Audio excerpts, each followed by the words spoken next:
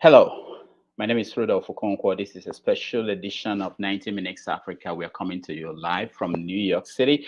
My co-host Chido Anuma is off today, and today is a special episode. We know that yesterday something happened in Abuja. Something very small. Let's take a look at something that happened.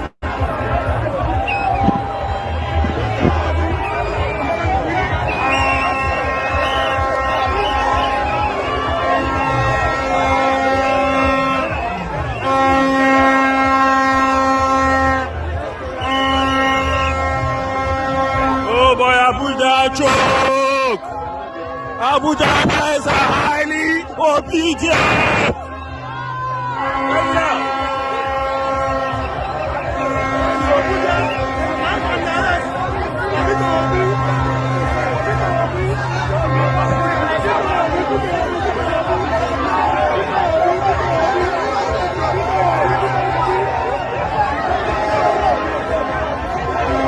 Abuja is highly chokest.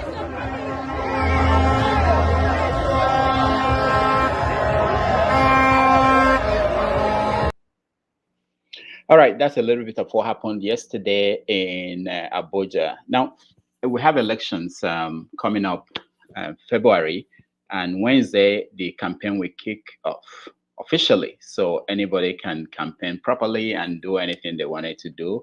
And it's going to be an interesting few months before the election. We're going to discuss that. We're going to discuss the various campaigns and what they are planning and the plots and the intrigues. It's going to be interesting. Joining us to do this is some of our friends, and one of them is Mazi Zoke, the CEO of Njenje Media. Mazi Zoke, welcome to the show. Yeah, good evening, Rudolph, from having me from this part of the world, from the motherland. Thank you Yeah. very much. Oh, you are. You. I didn't know where you were. You're everywhere. I don't know where you are. Wherever you are, we're happy to have you anytime on the show. I know you've been watching the political situation in Nigeria, and Wednesday everything will be. People will stop pretending because we had a guest on the other show yesterday, and he said basically that why he has not moved is because the campaign has not officially started. So by Wednesday, nobody will have an excuse. People who have money will bring out the money. People, everything will happen. What happened in Abuja yesterday? Well, what happened in Abuja? I wasn't personally in Abuja, but I had a lot of communication with those that were on ground in Abuja. For instance, I had a conversation yesterday with the one of the organizers, whom I actually had a program that I did have with him prior to that, rally. I had a conversation with the area father himself, that is Charlie Boy Oputa, who said that the event yesterday in Abuja was more than he could have expected, to the point that he said, Mazi, this is beyond what I expected. I have never seen this level of crowd before. Now, it is good to come out. This is not political rally. This is just basically Nigerians coming out saying enough is enough. We are tired. However, in nowadays, I think those who came out, those who are coming out, you know, we collectively as a people, as those who want things to change from the old order to the new one, must also do everything possible that this number of people that come out translates into number of votes. Take for instance, if people are calling for 1 million man march in all states, and if the person they're all coming out to support has a minimum of 1 million in all the states, that will be breaking the record. And I don't think there is any political party that is able to do that feat. So, can this 1 million march translate to 1 million votes? But again, the key highlight there yesterday in Abuja specifically was of the newly wedded couple that joined that rally. You can see the excitement in the young lady that got married, and immediately coming out of the wedding with her wedding dress, and she still just straight went into that rally, and she was so happy and excited. I pray, and many of us did this so, that let that excitement be what is going to excite Nigerians, that the low life and the level of the Germans would say kaputness that we see in the Nigerian polity, that things changes come 2020, 2020, 23, that things, would take a different trajectory. So I think, again, it's not only Abuja yesterday. I hope you haven't seen what happened in Kano. You haven't seen what happened in Kaduna. Actually, Kwara as well. Kwara was a very big one. But at some point, the newly posted commissioner of police, because this is the report I have from those, the coordinators from those states, saying that they had police clearance, but 6 hours to the point of convergence, the commissioner of police basically said they have order from the state government to ensure that they are stopped. So eventually the rally didn't go as planned in Kwara, but they did show some strength as well. It's it appears that in some states where these things are happening, there is a pattern. If you think of Lagos, where they had to go to Lagos, now in Kwara, you can add the one-on-one together and you see a pattern and an answer that might interest some viewers. Okay, we are going to get our viewers join us soon, just in a few minutes. But I want to just ask you one more question about the Lagos planned event. There was a lawsuit about, I don't have the details, about a group planning to demonstrate on October 1 or to march on October 1, and some people trying to stop them. What's going on there? Well, to put the record straight, October 1 is not a protest. October 1 is a rally that the Nigerian youths are planning globally, even in New York. And I must say that we must see video clips from New York, from Dr. Damages. We must. Honestly, you must get out there. I didn't know. I didn't plan to go anywhere. No, please. You have to. You have to. Now, Okay. I'm telling you. So Okay. there's going to be New York. Okay. There's going to be London. There's going to be Germany, especially Berlin and Hamburg. There's going to be so globally. Nigerians are saying this year 2020, before the election, they want to use that to say and make a demand that 2023, anyone or group of people that would want to subvert their will would have themselves to blame. That's a simple statement that the Nigerian youth are planning. So now coming back to your question to Lagos, the Lagos one, obviously, as when the youth, they are very obedient and they are adherent to the rule of law, and they went straight to apply for police permission. And it's only when there's a police permission that led to these back and forth where someone has gone to court. Oh, why would police grant permission to set of people calling themselves coalition to have this protest?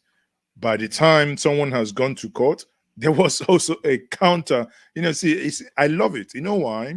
Just like when Buhari was tear gassed, when he used Femi Falana to go to court and against the federal government. You recall when Buhari ran with the Oyi of Oyi, late Dr. Chubo Kadibo, and they went to court and they won.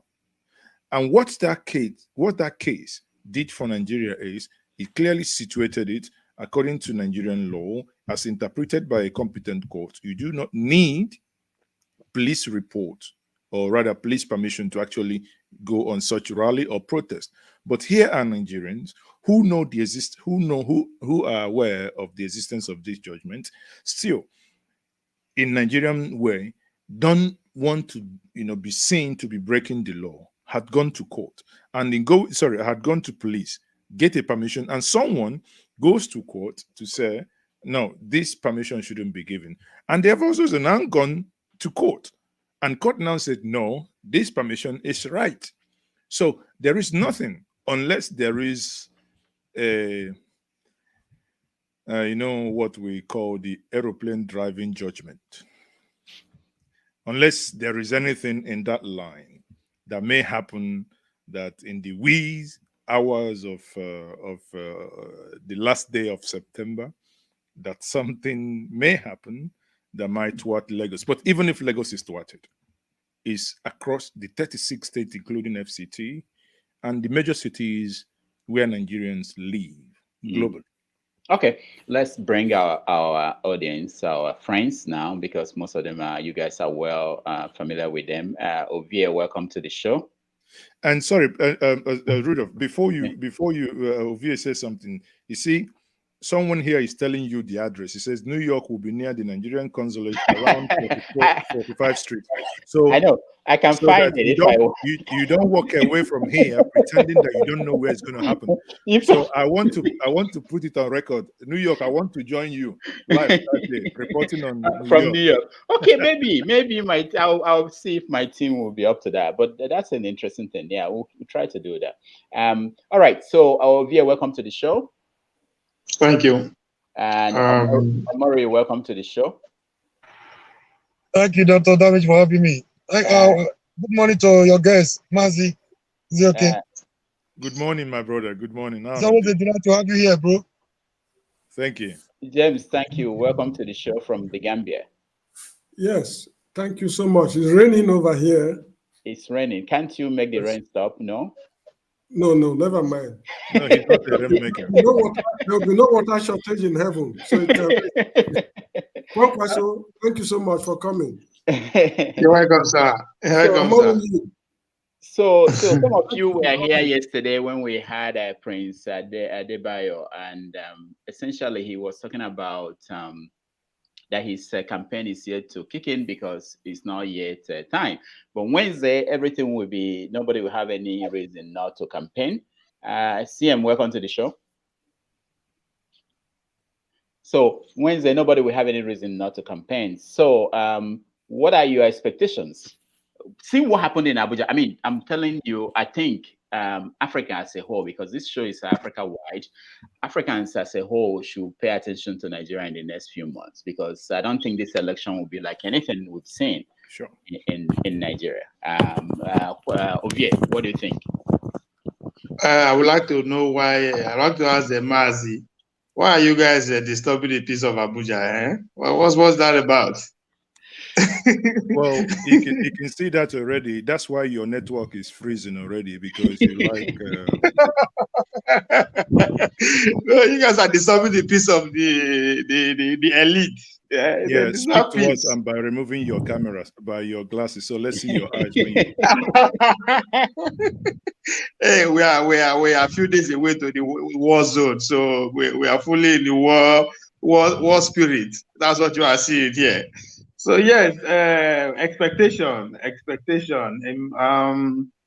Nothing. I don't expect the campaign to be on issue base, which is unfortunate. I don't expect it to be, because based on what you are seeing from pretty much almost all the party, except the NNPP, they are actually drawing the battle line along north-south dichotomy. I mean, if you see what the PDP are doing with Wike, is clearly as far as I'm concerned, Wike is falling into the trap of what the Atiku wants. I mean, he's scared. It's obvious that what they did to Goodluck Jonathan by working against his second-term emergency within the party is going to happen to him. That is why he's still insisting that Ayu will continue to be the chairman. He doesn't want to give that position up. So. And then it's obvious that's what Wike too is also relying on to save his own fate in case whatever happened come after he leave power. So they are drawing that battle line already. It's going to be north and south, which is I wish it doesn't come to that, but it is. And if you can see the accusation coming from the the Northwest, led by what's his name, Mahdi, who is. I watched a series of videos of Mahdi trying to respond to Mahdi accusation of that Obi movement sectional or whatever, that narrative you're trying to do. I mean, so you are beginning to see that already. So it's unfortunate that we might spend a chunk time of the campaign just talking about what doesn't affect the common man because as far as I'm concerned, Nigeria is not divided. If it's divided, Obi will not be in Emir or Kanu Palace today doing the needful. If Nigeria is divided, you will not see Atiku either in any eastern part of the country trying to campaign. They are just trying to make sure we follow along that line, but we are not divided. I keep saying it. If you go to Gomborungaland today, the extreme end of Borno State, you will see Yoruba people, Igbo people, and Hausa people coexisting, freely. The same thing if you go to Nobi, where some of us came from here, you will see both Aboki man and Yoruba man doing business. Everything is going on well, but this idea we are divided. But Nigerians are suffering. Nigerians are poorer. That's what is happening. But they don't want us to focus on that. Hold on a bit. We are going to, before you go, Mazi, let me say that we are going to talk about the PDP's issue with Wike, and we are going to talk about APC's list of campaign members. So we get to all those things, but let's try to go around and talk about Obi. Exactly. So, and it's my good brother Ovie, that's Kwankwase Dahosa. I think here he's already telling us where his campaign is going by trying to derail the argument. You asked a very specific argument, a question. You said, what happened in Abuja yesterday? And here is Ovie talking about Wike. Did you ask me about Wike? Get serious. No. No. I don't know. I rephrased the question back to you. Why are you guys disturbing the peace of Abuja? You said they are disturbing the peace of Abuja. Yeah. Is it that what's happened in Abuja yesterday, as in the words of Parara News, he said he shocked you. He shocked you to the point that you have nothing to say. I don't know.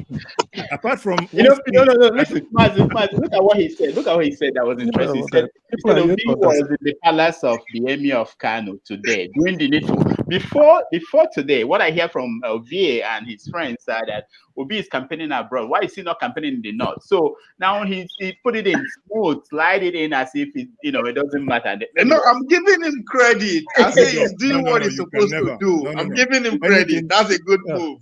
Anything that is going to come from you is debit, not credit.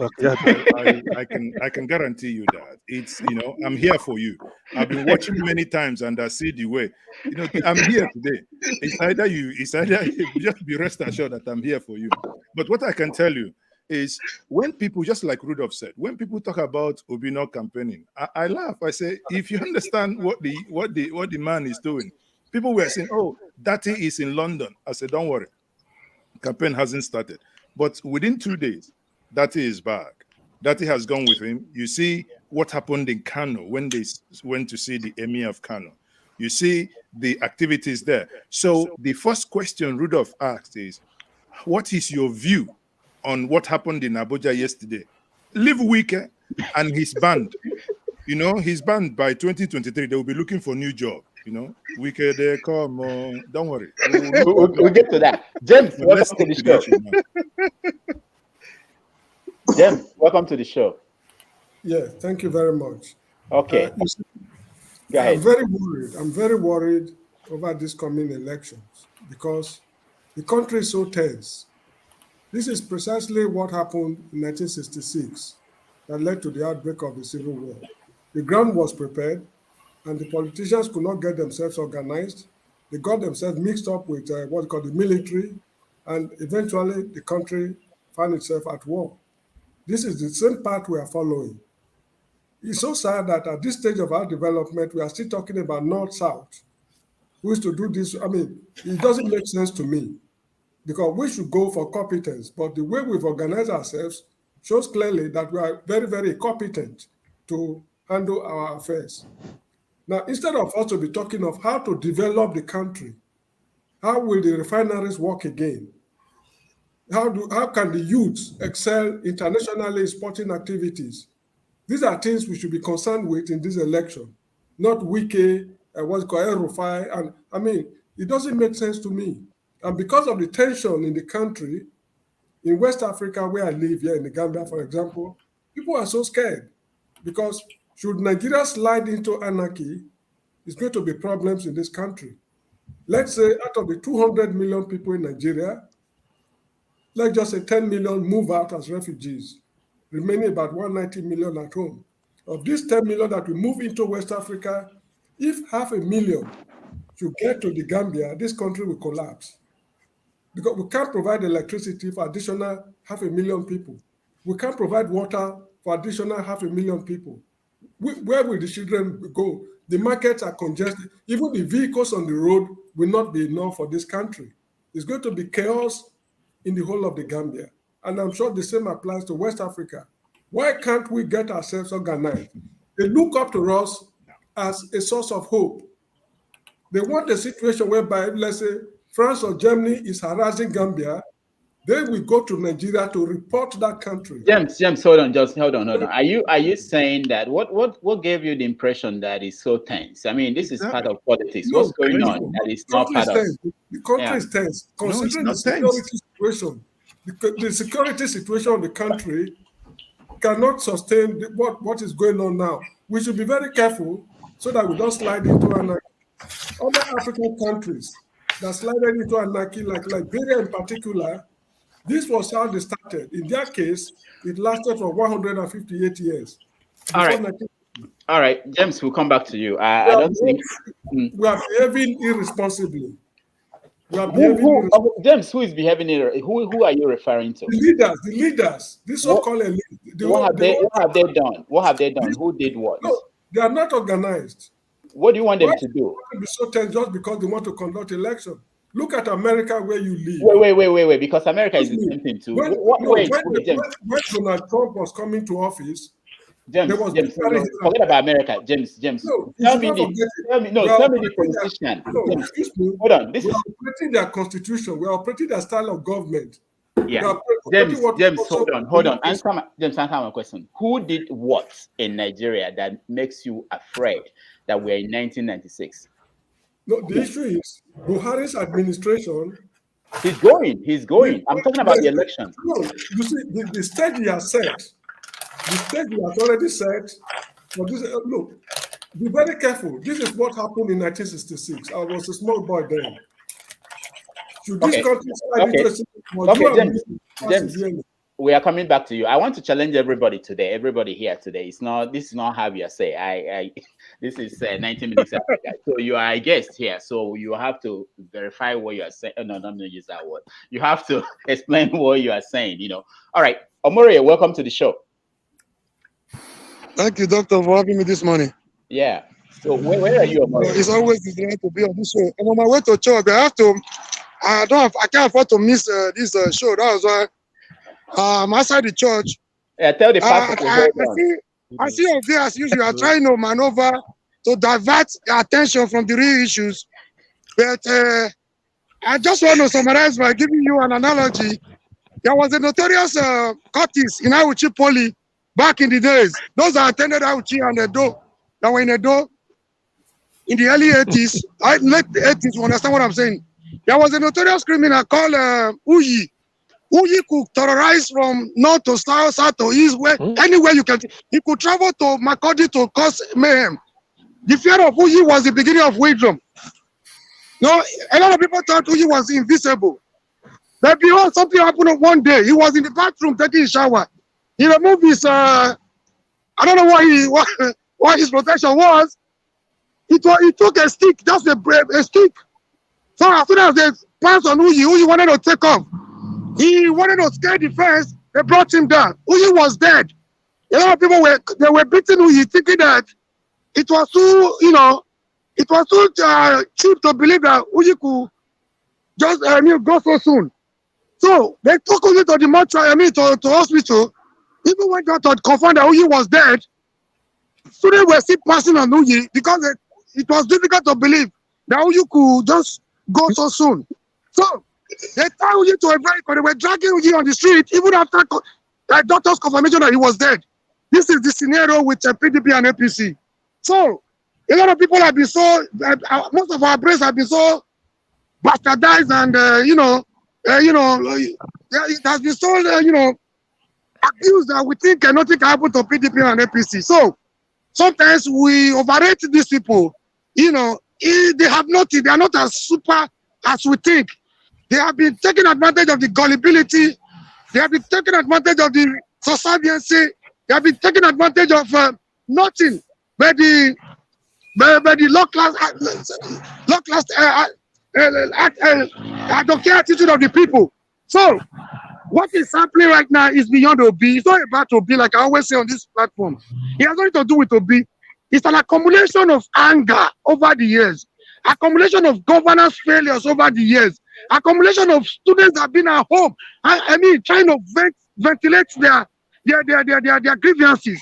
Accumulation of people are angered from the people who can no longer go to their farms and farm. Accumulation of people who can no longer afford a square meal. People that can no longer, sleep with their two eyes closed. So I told of you last week, I don't know what they are banking on, but the earlier they realize what is about to before them, the better for all of them. So there is a revolution before us. But they say the future belongs to those who see possibilities before they become obvious. Thank you very much. Thank you, Omori. Thank you so much. Before we continue, I'll come to CM and other people. Njenje, I can I won't let you. I want you to address what James. I don't want to dismiss what James was saying. Are you feeling from where you are that there is tension such that we could connect what's happening today to 1966? No, I do not have that feeling as we speak. And I'm glad, and I must say thank you for giving me that opportunity. I'm also a student of history. My elder there, James, who is joining us from the Gambia, made reference to 1966 that led to Nzogu's coup. I mean, you kind of alluded and answered that question. Buhari is going. So there is no iota of semblance that can give us that sense that we are getting into 1966, because that is not in any way, shape, or form where we are. In 1966, or before 1966, before the army struck, bear in mind that we had the Operation Wait here in the Southwest then. Do we have any part of Nigeria now that we have that level of crisis? Yes, we do have, incident of crisis there, but it's not organizational in that sense that it can pull the nation down. What we have now is pure criminality. Please, we must make that differential here.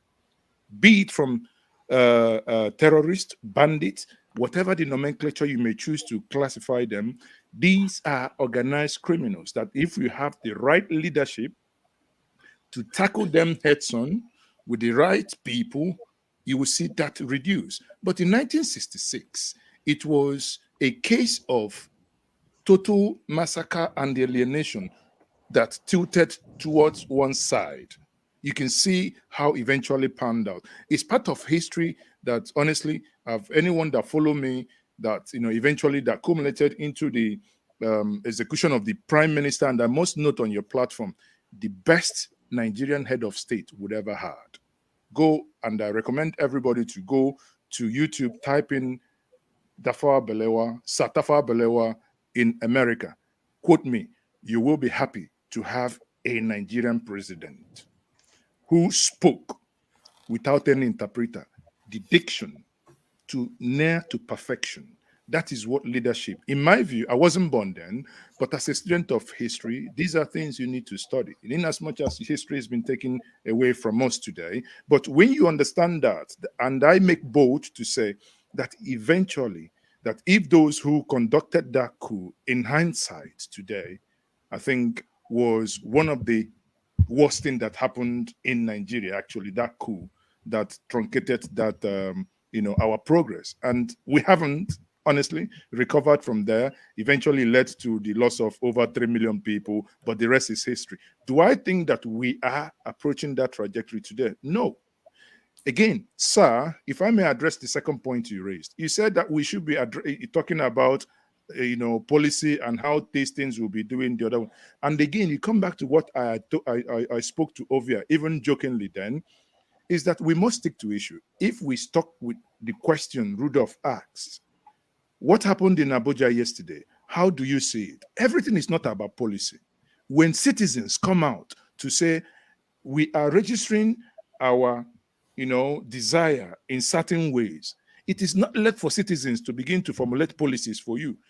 If and when the campaign starts, it is then the question that every one of us, platforms, individual, now to begin to ask those that are presenting themselves to say, what is it you have for us in defense, in agriculture, in sports? Sir, that's where I expect you, that point to come in. I think Rudolph, again, had a conversation yesterday with Adewale, who is the presidential candidate of the SDP. Those are the platforms you can engage. Want to find out what does that person have for us? Let us honestly move away from distraction of discussing mundane things. For me, this issue of bringing Mwike into that conversation so early at that point is nothing more than a comic relief at that point. And please do not take that too serious. Thank you. All right, thank you so much, Mazi. CM, did you watch what happened in Abuja?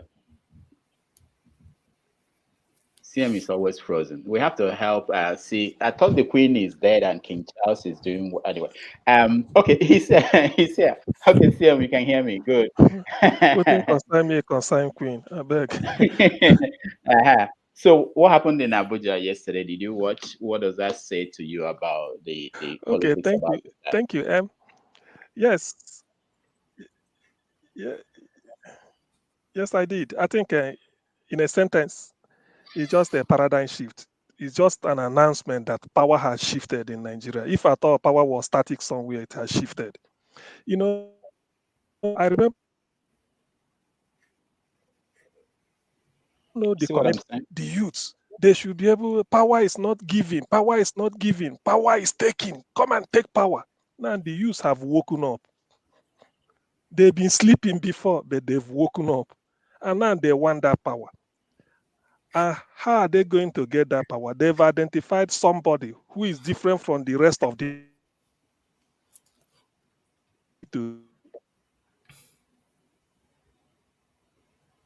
All right. Like Nigeria, you give people, hey God, what is this? They will eat your money, they won't vote for you. Please let me drop this. But what happened in Abuja is telling us that they don't need your money. They are willing to spend the shishi, the small shishi they have. But what they want is the world that look, they want to be in charge. Big politician, no. Just like the rally all over the country, it's not organized. And you have seen that for those that are saying, why can't people be campaigning in the north? You see, this is a beginning. Now they've moved from the coastal area to the middle. They're going to the middle belt. Who knows? The next time is the next rally might be in Kano or Kasena. So the thing is that I don't want to go beyond the scope of the question. What happened in Abuja is just to tell the world that, look, power has shifted. The youths are now in charge and they want a paradigm shift from 2023. So no more the old brigade, they should go and rest. The youths have taken over. Money cannot even win next year's election from the way I'm seeing it. No amount of billions you deploy. You may put it will go down the drain, but it won't give you the result of 2007 or 2011 or 2015 or 2019. Let me stop there for now. Thank you. All right. Thank you so much. I wanted to go to Alaro, but it appears that he's Am I still frozen? He's here. No, CM, you are not frozen. All right. Alaro, welcome to the show. Hi, Dr. Damages, my brothers, and my Oga Mazi. How you all doing? You are the only one here who is, we know where you stand. And I'm not the only one. We know where everybody stands, but I'm the only one open. Openly, yeah, Kwankwa, so we know where Ovia stands to Kwankwa, so despite. Okay, so now let me come to you. What is your impression? You must be happy from. Okay, I'm having some static. I think that's on my hand. I'm not sure. Yeah, it should be your end. Yeah, I thought Germany. Yeah, okay, yeah, go ahead. So basically, what happened yesterday was not a surprise, as we know. It's a matter of time. It's long time coming, anyway. And what is happening in the north as far as all the consultations also, even though people have underrated what has been going on for the last few months, but they're gradually seeing how things are moving forward and what the future holds. This is not a joke. And Ovie, like I told you, you've said it. You're a politician, and at some point you have to join the movement because you can't stay in the losing team forever. You know, I think we can use your youthful energy and your brains as well. Everybody's welcome. No holds barred. This is one nation. This is the youth. This is the technocrats. This is everything. This is the future of Nigeria. And on what Ogamazi said, with this Tafawa Balewa video on YouTube, that's a must watch for everybody. I saw that a few times, and the man's mentality back then, it's to even try to implement that in today's world and what his mental state was, it's absolutely amazing. So I hope everybody should take the time out to go look at that. I'll leave it at that for now, and say some more stuff later on. All right, thank you. Ebi, welcome to the show. Yeah, thank you, Mr. Okonkwo. By the way, I like that video of you and I just forgot her name now, the lady in Sahara Reporter. Adiola. Adiola. Okay. That was really. Oh yeah, we met in New York. Yeah. Yeah, that was really nice. And first of all, I'm always delighted to when I have the opportunity to express my liking for Mazi Ezioke, Finjanja Media. He's here again. He's very articulate, always on point. I like the man a lot, but I have a wife. I'm straight. Okay. So what we saw yesterday is an indication of what is happening. I was in Nigeria recently, and I was mostly in Lagos, and I was going about in Uber-styled transport, okay? And it was on purpose. I just want to fuel the environment. And you know whose abode is Lagos among the politicians. And I took not less than 15 different type of Uber. Not Uber, they call it Bolt or something. And I took different, not less than 15, okay? And once I sit down, I normally sit in the front. I always engage them. And out of 15, only one did not say Obi. And out of the 15, at least 8 of them were Yoruba. And I had to even put their landlord in Lagos into their mouth. They just spew it out. They have to be worried, though, these people. The OVA people that have structure and know everything. They have to be really, really worried. And what happened in Abuja, I'm going to tell you today from what I saw recently and the feelings, Buka, everywhere, bus stop, and people always engage them. If they dare allow the 1 million man in Lagos, they will see 5 million. Thank you. Thank you. Oluwasegun, welcome to the show. Shegun, can you hear me?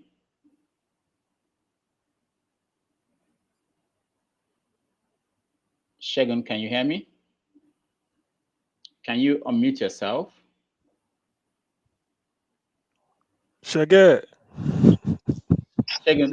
Shege. Yeah. Again, obedient. That's why. Shegun, we can't hear you. Where are you? Yes, I can hear you. Okay. Where are you joining us from? I am 1 billion%. Where are you joining us from, Shegun? I am 1 billion. Okay, Shegun has 1 billion%. two systems. So Shegun, we have to. Finland. Right, Shegun, I think you have two things on there. You have to turn off one. Let's go to Femi. Femi, welcome to the show. Good. Is it good morning now? Good afternoon. Good morning, Dr. Rudolph. Yeah. And everybody. So Femi, we know you are concerned about certain things going on in Nigeria, but is there any change based on what is going on? We are 3 days away from the campaign. Yeah, yes, I'm definitely concerned about the state of affairs in Nigeria, just like everyone. What I'm not concerned about is the fact that you're coming in hams. Like, since you always like to label everybody, I keep saying that, Dr. Damages, you're coming in hams. My namesake, Femi Adesina, hasn't spoken in eons now. So I'm not too concerned about that. That's a good thing. At least good reasons to all the nonsense that he keeps spewing. He says the most upsetting and annoying things some of the most upsetting things I've heard in my life. But that being said, just quickly pivot to what our dear Dr. I can call him Dr. Do in JJ Media mentioned. I have seen that video, by the way. I've seen it so many times. I think where I saw it from is one of the channels I have on YouTube. And I agree totally with what he said. I don't need to repeat anything on that.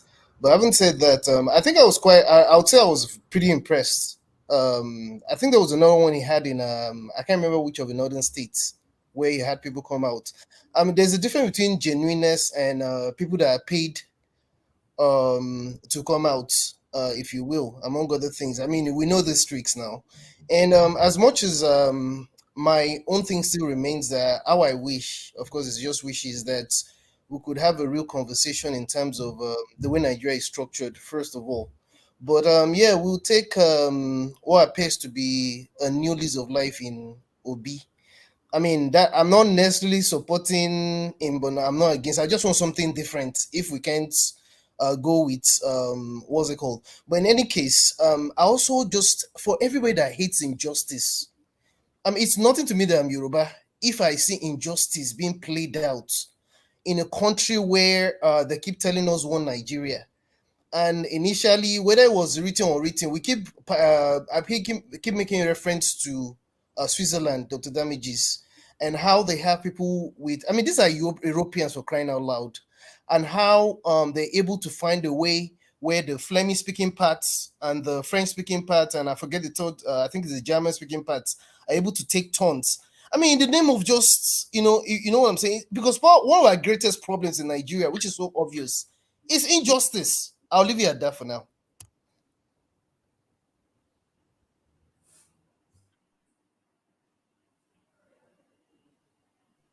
Thank you. Okay, now can you hear me? Yeah, we can hear you now. Okay, good. So what do you think about what happened in Abuja? Shegun. Oh, you want me to go? Okay. No. You. I know you want to go all the time. Shegun, do you know? Can you hear me? Yes, I can hear you. Good. Am I audible now? Yeah, you are. Okay, go ahead. Yeah, you asked about what I think about what happened in Abuja. Yes. What does that change your impression of what's going to happen in the next few months? My impression has always been the same. I am a diehard supporter of Peter Obi, even when so. Of course, I know that Abuja. I have so many people in Abuja that I communicated with, and I know that it's just a tip of the iceberg. Yoruba mani asheme yobolapuni. So we are just starting, and I know that we can do more. So Abuja people, so I'm so excited, and I feel that Peter Obi, of course, will win the Federal Capital Territory, by the special grace of God. So, all right, thank you. Let me come to you, Ralph. Welcome to the show.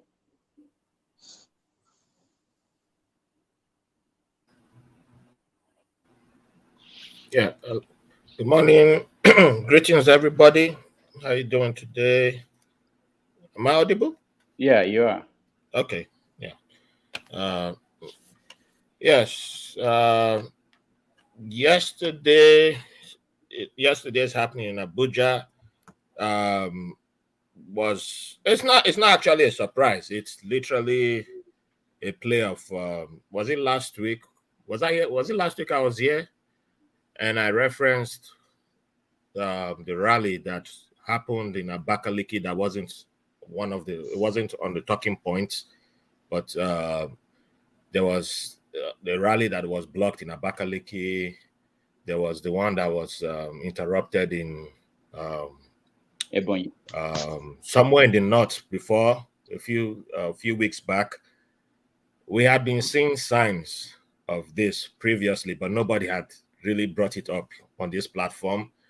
And it's like we just ignored it. And then we still keep hearing people saying, B does not, nobody knows him in the north, nobody knows him in the north. And I'm like, okay, but somebody is trying to organize a rally in the north. I don't know who the somebody is. Apparently it's not, we don't count those people. But the fact that a state governor in one of the northern states came out and was like, as far as I'm here, there will not be any obedient rally. That should have told you something, that somebody is panicking. You are seeing different reactions in different parts of the country, and we'll still be listening to chaos agents saying their thing, giving you misinformation, as if we are not seeing these things. So the fact that, as our brother Mazi had said earlier, the youths went by the law. They didn't even have to go to the police because there's already legal precedent that says you don't actually have to go to the police to go have your rally, but they still went and got the permit. And you see the interruptions, which is, I believe you've had, there was the audio release of what they call them, the people who are supposed to allow billboards be put up in Lagos. For Obi, they refused to give permission for Peter Obi's billboards to be put up in Lagos because they had that audio recording. You're seeing the whole state being used at different levels to harass, to intimidate. But if you wouldn't do all this if you're not afraid, if there's not a fear in place. So it tells you that there's something, because you're not hearing them doing this for Kwakwanso's campaign. You're not hearing them doing this for Showery's campaign so far. You're not hearing them doing this for any other person's campaign. Why are they doing this for only Peter Obi? You can answer the question if you're intelligent. If you're not intelligent, then I don't take offense if you want to take offense. So the fact is there for you. If you really want change in the country, then you're smart enough to figure it out by now. So yeah, it's right there. All right, thank you. We're going to go into there's action, there's reaction. So this movement is going on, and people are seeing that the other parties are not going to surrender. They are going to do things. And what are they going to do? But before we do that, I'll give Sydney a chance to air his view on what's going on. Sydney, welcome to the show. Sydney, can you unmute yourself? Okay, go ahead. Okay, thank you. Good evening, everyone, and good evening, Mazi. I think just to go straight to the point, most of us have highlighted on it. The truth is this: the movement was not anticipated by the establishment, and the establishment is becoming reactional to whatever the movement is coming about. And because the movement is a young or youth-driven movement, so it's very cerebral, it's very agile, it's very active, it's mobile, it's swift, and it's actually meeting the demands of the people. And the truth is also that there's no way that an Obi presidency can come into being without massive opposition, because what's happening is an election between the people and the establishment. And wherever that has happened globally, globally, whether it's in Europe, whether it's in the Americas, wherever, whatever that happens, there must be, the establishment will put everything, they will throw out the kitchen sink to see that they sink such a movement, because it will not be business as usual. It means that once the people get hold of power, then freedom has come. So what we're seeing in Abuja, or what started in Plateau, I would say Plateau kickstarted it, and then Abuja is a signal already that the North Central is already almost gazumped. However, it's not yet over, because we should expect, in terms of the Obi movement, they should expect a lot of kickbacks, because, like I said, the establishment is going to throw everything that is necessary to stop it. I'll go back a bit. In the NSAS movement, they could use the instrumentality of state. But now they know that the people want a peaceful handover of government through the ballot box. However, that is going to be not easy for the establishment to give up. So in moving forward in terms of the issues of Lagos, because that is the last stand of the man from Budilon. That is his last stand. If Lagos falls, he knows that his presidency is in question. So he's going to do all it takes through the legal system, through the instrumentality of state, to puncture a lot of things. One thing that the movement should be careful of is to be dragged into that space where we elicit violence. That is a very critical area in which I'm thinking more about, in such of, we have a young movement that may not be very savvy with political maneuvering. So in terms of moving forward, especially now campaign actually starts, that is when they will bring in all the dark arts in different pockets, and then try to create a narrative which has already been going ahead. If you look at the narrative, they say, oh, the obedience are this, the obedience are bad. They are somehow on social media. That narrative is what will be maximized, especially once campaign kickstarts. And my concern is they will start creating two opposing young groups. And mark my words, it's going to happen. Two opposing young groups, pro-Obi, anti-Obi. And it will now create as if there is unrest in the nation. So this is something that the Obi movement, the Obi thing should think carefully about. How do we move forward in such a way that the way the campaign has been going and the way the matches have been going, there would be that consistency. There will also be allowance for other voices. People that want to vote the other campaigns, like my brother here is a Kwankwanso supporter, they should be allowed. There should be that allowance of space, so that the establishment will not hijack the movement and create a wrong narrative. All right. So let's move a little bit to the reactions, and we know that sometime this last week there was this story out of Lagos that people were being forced. Keke and Pepe drivers were being forced to put a sticker of Tinubu, to pay 1,000 naira. To put a sticker of Tinubu on their vehicles, and some were resisting, and it must cause problems.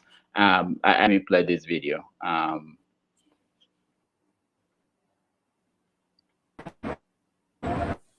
This is Falomo live and direct. Ikoyi Falomo Budilon. I'm at 25. Tinubu House. See what he's doing. Selling our people are selling their future to collect 1,000 naira. See them. See how they queue. Anybody that collects 1,000 will come out. 1,000 will come out. Tomorrow they will say Nigeria is not good. Can you see? See them selling Nigeria, selling our future for 1,000 naira. Tinubu wife, Tinubu no go better for you. Peter Obi, you have to come out, whether Tinubu like it or not. Peter Obi must win. See them. Now, I call these kind of reporters my crack reporters. I don't know them, but they don't have any filter. Nobody pays them. They don't do this because they want to be famous or anything. They're just saying what they have in mind. So that leads us to the reaction, because it's not going to be an easy like everybody here agrees. Mazi, what do you think? What are you anticipating? Because the opposition research, they must be doing their research. They must be preparing on how to attack, how to bring down each other. Well, the opposition, I can tell you that the intel you have on the major parties that they do not have anything tangible that they want to work on. And they have resorted to false creation of narrative, certain narratives that will divide the people in order to sway people away from the real issues. If you think that what Mahdi, Shehu Mahdi, the man who faked that he's got spinal injury, I call him a first-class Nollywood actor, but sadly here in Nigeria, he's been given listening ears by some media houses. So when you look at that, you can see all the narratives that he has pushed out is crafted and is coming from one direction. One, he's been consistently playing on ethnic narrative where he goes out, he says that certain people were given badges in Anambra State and certain individuals were taken out of Anambra State, whereas that he himself, he knew it, that he was talking arrant nonsense and that he knew there was lies and there was no consequences. When you think, that the NBC should be doing their job where they ought to, no, they won't. It's only when certain truth, uncomfortable truth, said that they will begin to somehow do their job. He knew that he was lying when he said that certain young man stepped on Nigerian flag in the United Kingdom. He knew that the car that was parked beside was the German Polizei. Those that have lived in Germany will know, and those, even if you don't need to, if you just do a Google search, you know that this is a Photoshop thing. And he comes on a national TV and says something like this. The same, because of that type of narrative, he goes again to the northern, quote unquote, the northern Christians and tells them, that no one could buy a land in the southern part of Nigeria or even be allowed to build churches. Again, he knew, and he knows it till tomorrow morning, that what he said was nothing but fluke and lies. But he said it with bold face. And if a man who goes to the judge pretends that he got spinal injury, that he can't move with his neck, and when they were even moving him, he was shouting, "Woyo Allah, woyo, woyo, woyo," just basically acting. Suddenly, miracle happened when he got into a room thinking that no eyes were on him and someone recorded him. How miracle happens, like the Nigerian Pentecostal pastors that can only do miracle with brand new clutches, yet we have cripples and deaf and dumb walking the street of Nigeria. I'm not taking a swipe on anybody, but again, you need to situate things and how things are. So if you understand all these things, you understand that some parties know that if you stick on issues, they've lost the elections. Therefore, they would come with distractions.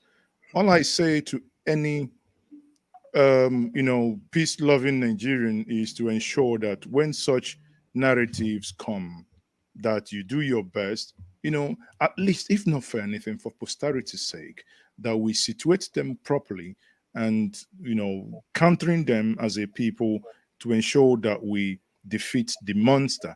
Because, if we're not able to do this, we may eventually then end up finding ourselves to the question where Elder James, who joined us from Gambia, alluded at the beginning, that he is afraid that the nation is drifting. I would say that we are not yet drifting, but if such narratives are allowed to take the air, we may get to a point where we may, but now we are not. But again, the good thing here that I do have a program by 6 is also to begin to address that, which is these narratives. I am happy that the people that have addressed them, for instance, Prophet Isa Abuba has addressed it, that a man from the Middle Belt, who said, he's a pastor, and said, I am preaching from a church in southern Nigeria owned by a Northerner. Someone like Aisha Yusufu, who is married to a Northerner, has also come out to, and so many other Northerners on the Twitter space, on Facebook, have said, no, that was then, they lied to us, but now we are aware. One thing is that we must move away from those narratives that would divide us the more and look at those things that makes us human. And in doing that, let us not allow the political parties to play caro with our brains.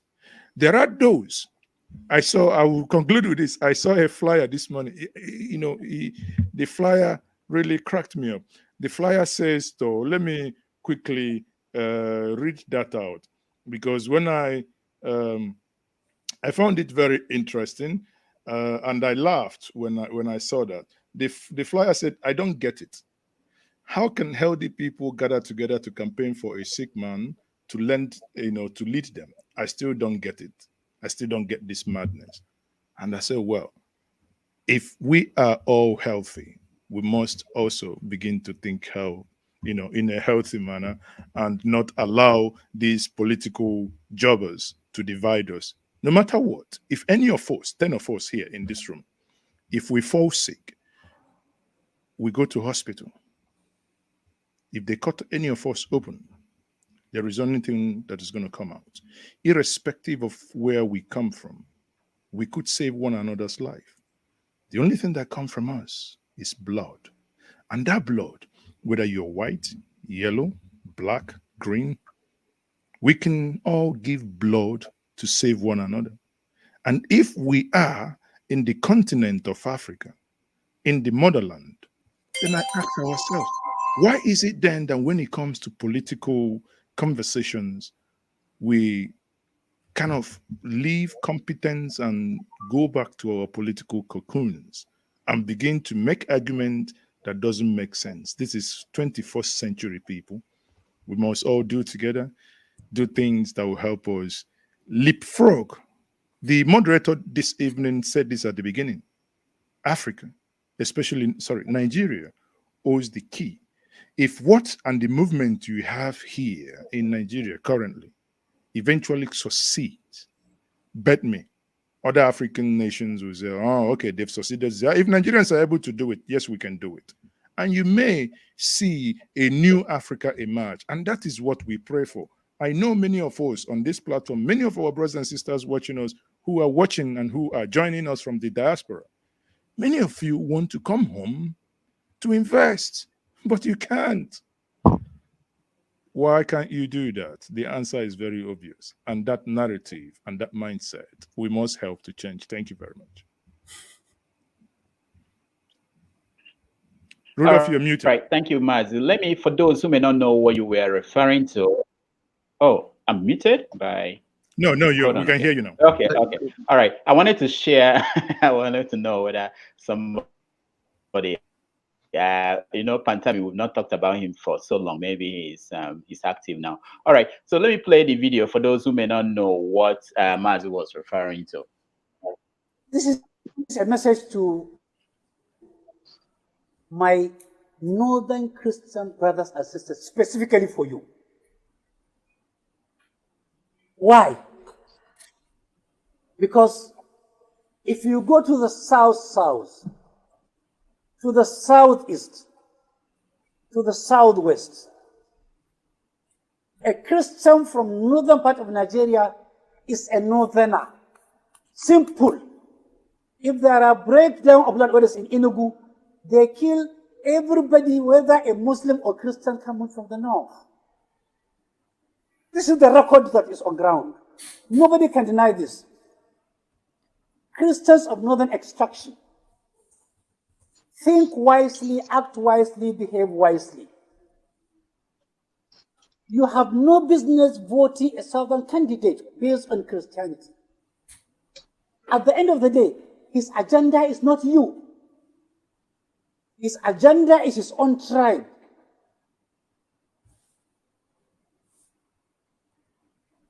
If you pick Obi, his agenda is not Christianity. He could be a fantastic Catholic. But below the Catholicism, he is a die-hard Biafran. So this is the Press response from... For 1 minute. There is one man called Mahdi Usman who spoke a few days ago and tried to speak lies against the Southern Church and against the Southerners. That we Northerners that are Christians will come to the South and will find it difficult to get a land to worship God. And I want to say to you, Mahdi Usman, you're a liar. That is not true. I am a Northerner and I am preaching here in the South.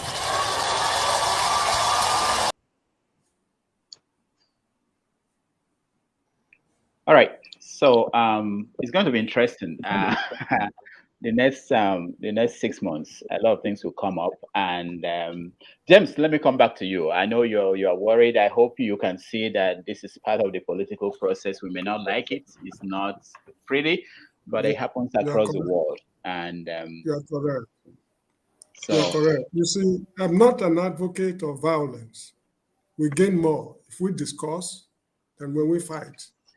In South Africa, during the apartheid era, they fought and fought and fought. At the end of the day, they all went back to the negotiation table. That's where they sort out things among themselves, and that's what brought peace to South Africa. I'm afraid because, you see, there's a man, I think I watched him on Sahara TV. It's a bearded guy. His name is something, Farotimi, something, I can't remember his name. Dele Farotimi. Good. He said that the country is made up of two sets of people. You see, the Westerners, when I say West, I mean the European West, they are racing to space, outer space, looking for alternative home for man and doing wonderful things with science and technology. A section of the country want to be like them. They want to be involved in space research and improve, the lot of mankind. Then there is another set of people in the country who are racing to Afghanistan. These two sets of people are irreconcilable. This is the problem we are faced today. Now, see the video you showed earlier on of that man saying such despicable things about a presidential candidate. Now, if it is clear to them that they are losing power, what do you think they will do? This is what I'm referring to. I'm not saying we should go back to the 1966 era to create a civil war, to disorganize the country, no. But we just have to be forward-looking to know what is coming. So this is the fear I have. You see, this was a Million-Man March. It was disturbed in Ebonyi, Kwara, and Kaduna, if I'm not mistaken. Now, during the EndSARS problem, what's called protest at Lekki Peninsula, the youths were super peaceful. Even at the end of demonstration, they sweep the streets and come back the next day. But somehow, certain things went wrong. It is not the youth who went violent. They planted people to create the violence. So these guys who are afraid of losing power, they are prepared to plunge the country into a civil war for them to retain power. Now, right now as we are talking, we know that foreigners are being imported into the country in form of Boko Haram or whatever it is. What are they coming to preach peace? The answer is no. The whole of northern Nigeria today is ravaged. There's problems. I mean, there are problems everywhere. So this is what I'm worried about. Left to me, actually, my alternative is not workable. If not, I would have suggested that this so-called National Assembly should, at the end of Buhari's administration, suspend subsections of the Constitution, set up an interim administration for 1 year or so that they fix the country and organize a proper election. This election we are getting into, I'm very afraid. Who will be members of the interim government? No. You see, that is why I said this so-called National Assembly. They were the people who, I mean, they're supposed to decide. Yeah, they've been saying, yeah, who will they put in there? No, that is their responsibility. And you trust them, that they will do that. No, this is why I said my idea is not workable. Okay, then let's talk about the ones that are workable. It's not workable. Why should we say and talk about the ones that are not workable? No, I have to tell you the truth. It's not workable. Another unworkable idea. Let's talking about something workable. Kwankwaso, Ovie, is it workable now? Looking at what's going on, that we're going to other parties now. We are moving from Obi and the movement. We are going to talk about PDP, and APC.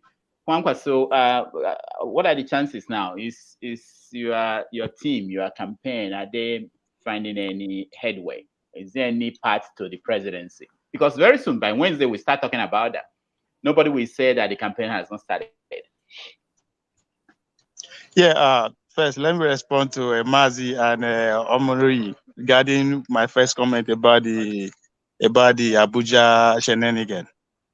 You know, just one thing, we I don't know if we get carried away with all the razzmatazz, we forget that. And this is one thing the big parties understand, that it's a party politics, it's a party competition. Party will compete against party. It's not personality contest. In other words, when you go to the polling booth that day, you're only going to see the logo of a party and the name of that party, PDP, APC, IP, and other. You are not going to see the name of the candidate or his picture. This big party understand. That's why when they shout structure, that's what they are talking about. They are everywhere already. Every nooks and kind of these villages, their logo is there.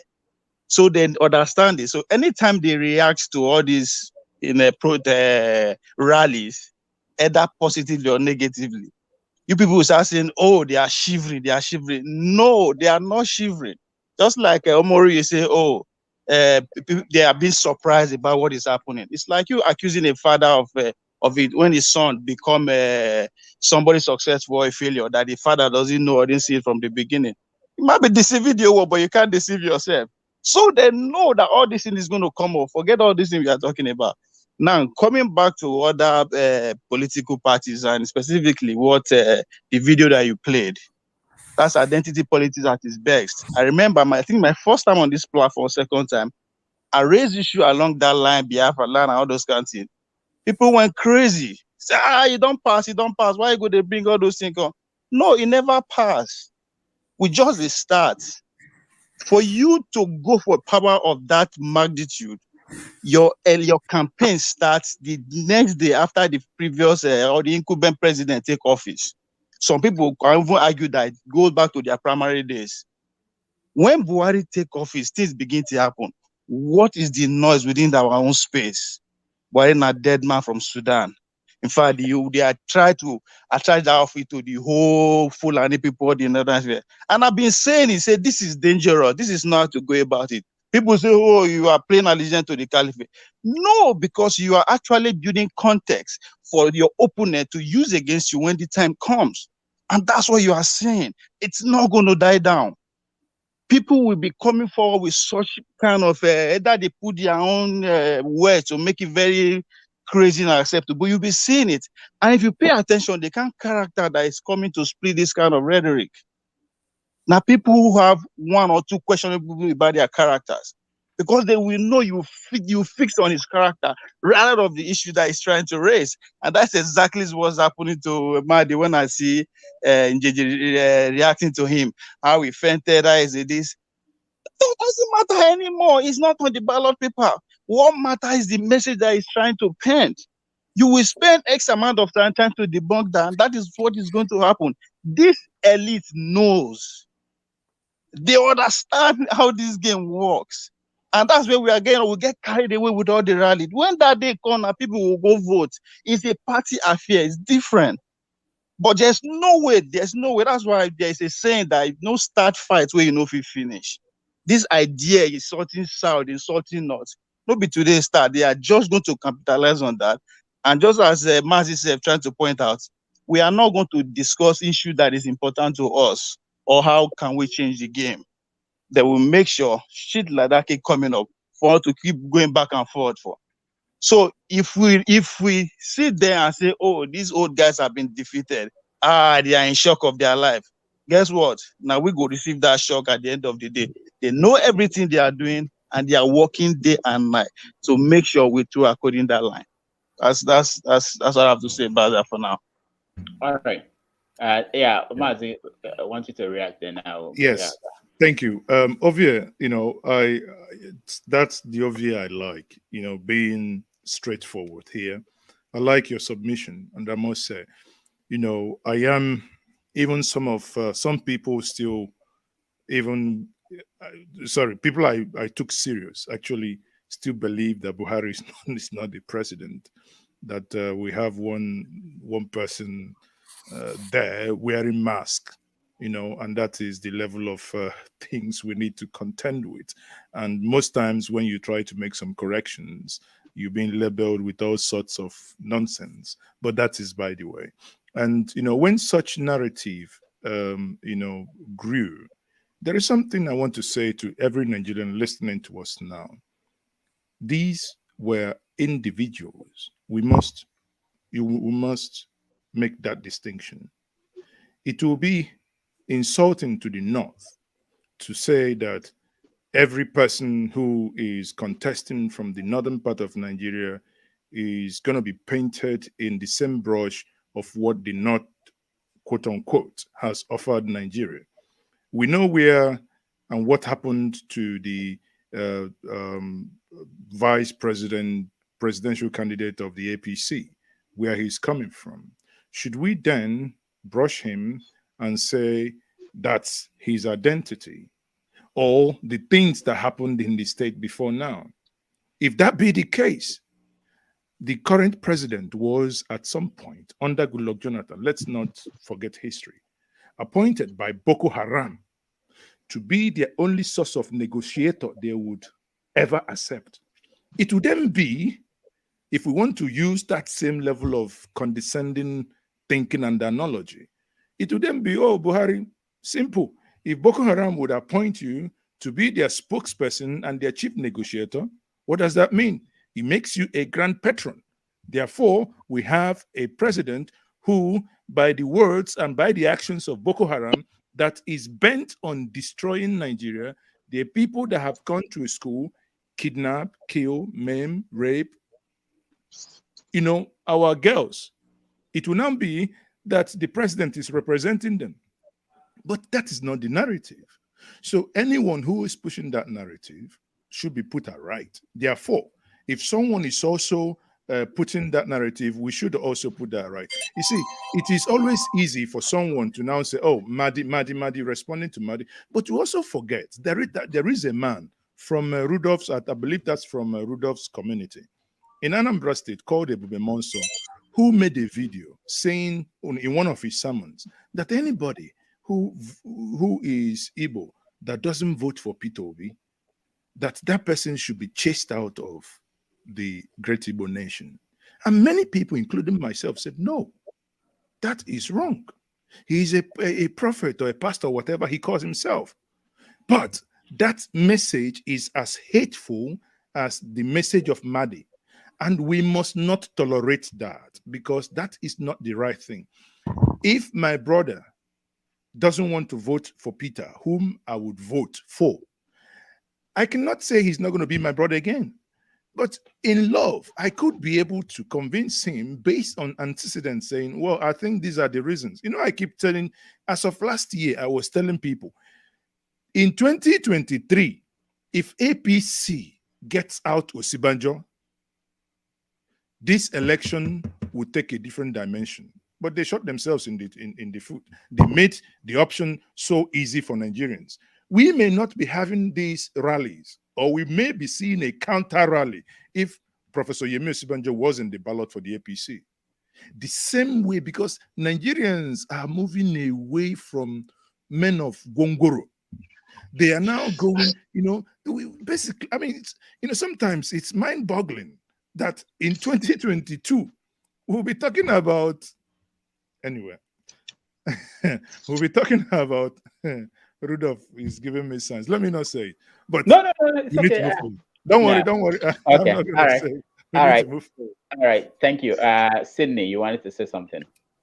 Yeah, just a few things. Number one, I wanted to talk especially to OVA. He mentioned something about personality, context, and not party. And it amazes me because NMPP is all about Kwakwanso, and that's a personality. It's not about, there's nothing about NMPP. The brand NMPP is about personality. This election, Mr. OVA, new announcement for you. Maybe you don't know, but you're already representing it. It's about personality with the Nigerian public.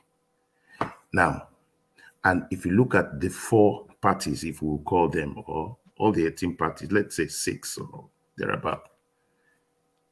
APC, a personality. Tinubu, you can't wish him away.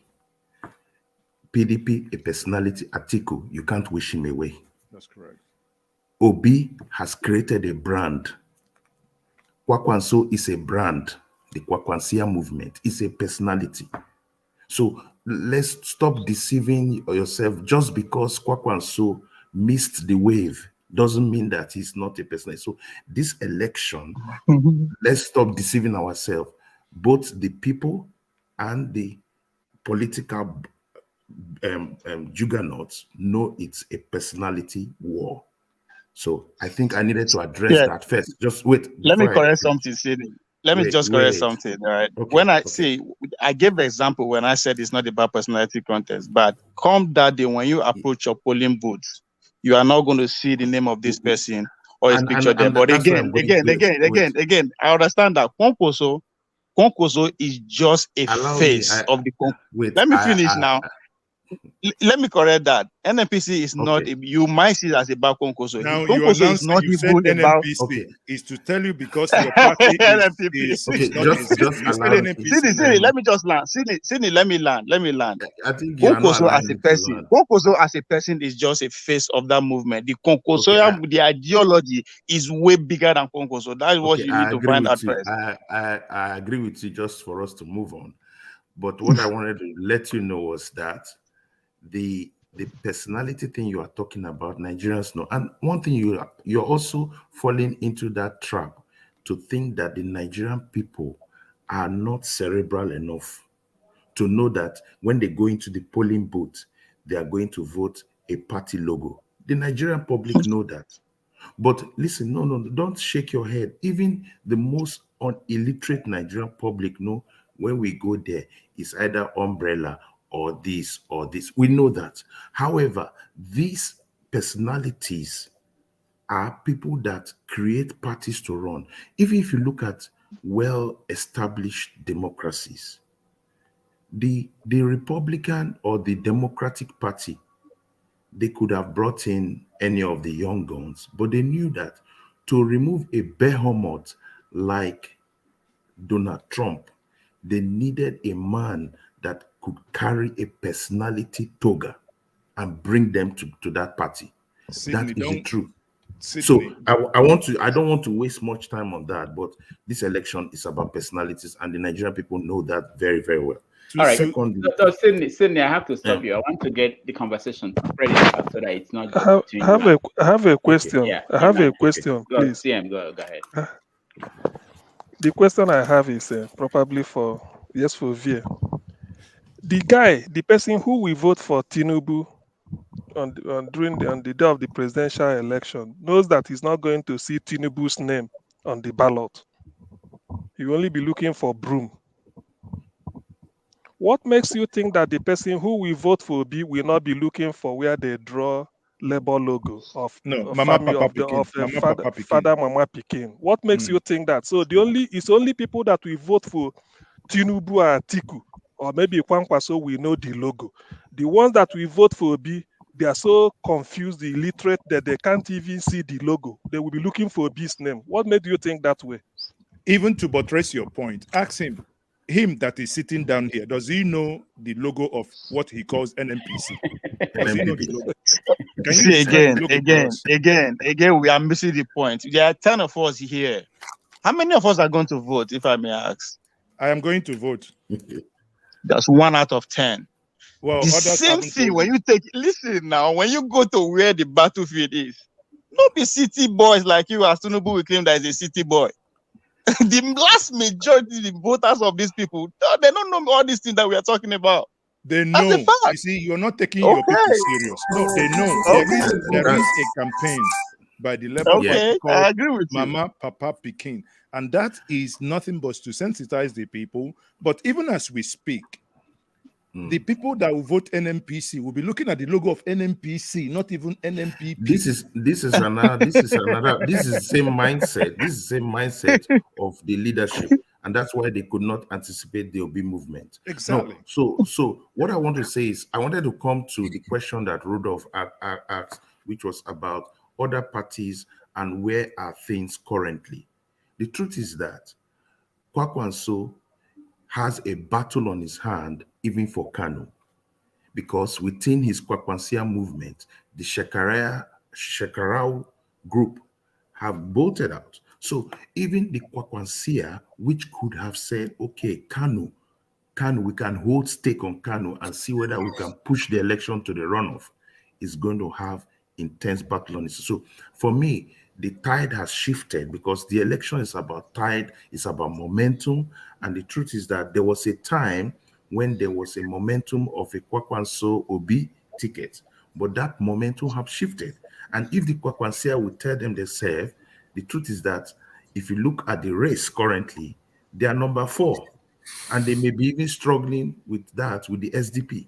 So these are realities on ground, and that's the truth. With other parties, I think it's obvious it's now a 3-horse race, and within this 3-horse race, the Nigerian public has a shifted opinion. And let us not over hype there's something Ovie said, which is correct in terms of how the political brat is thinking. But the truth is that if they are not really afraid, they may not say it in the open because it's a battle. But the truth is that there's real concern. They're going to throw everything into the works. The Mahdi Shedi thing is, for me, is a massive distraction. All right. Yeah. All right. Sorry. If anybody wants to respond, I think it's a distraction. Okay, let me play this video before we go on. This is part of the conversation.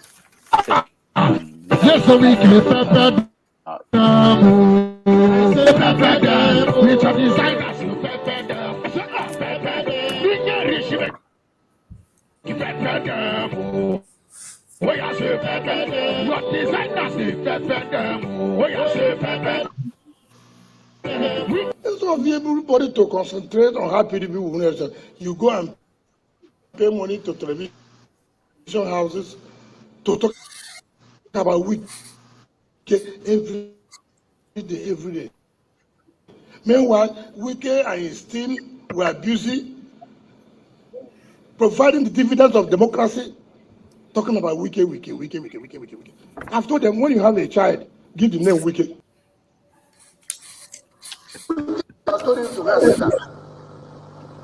Was the goal point?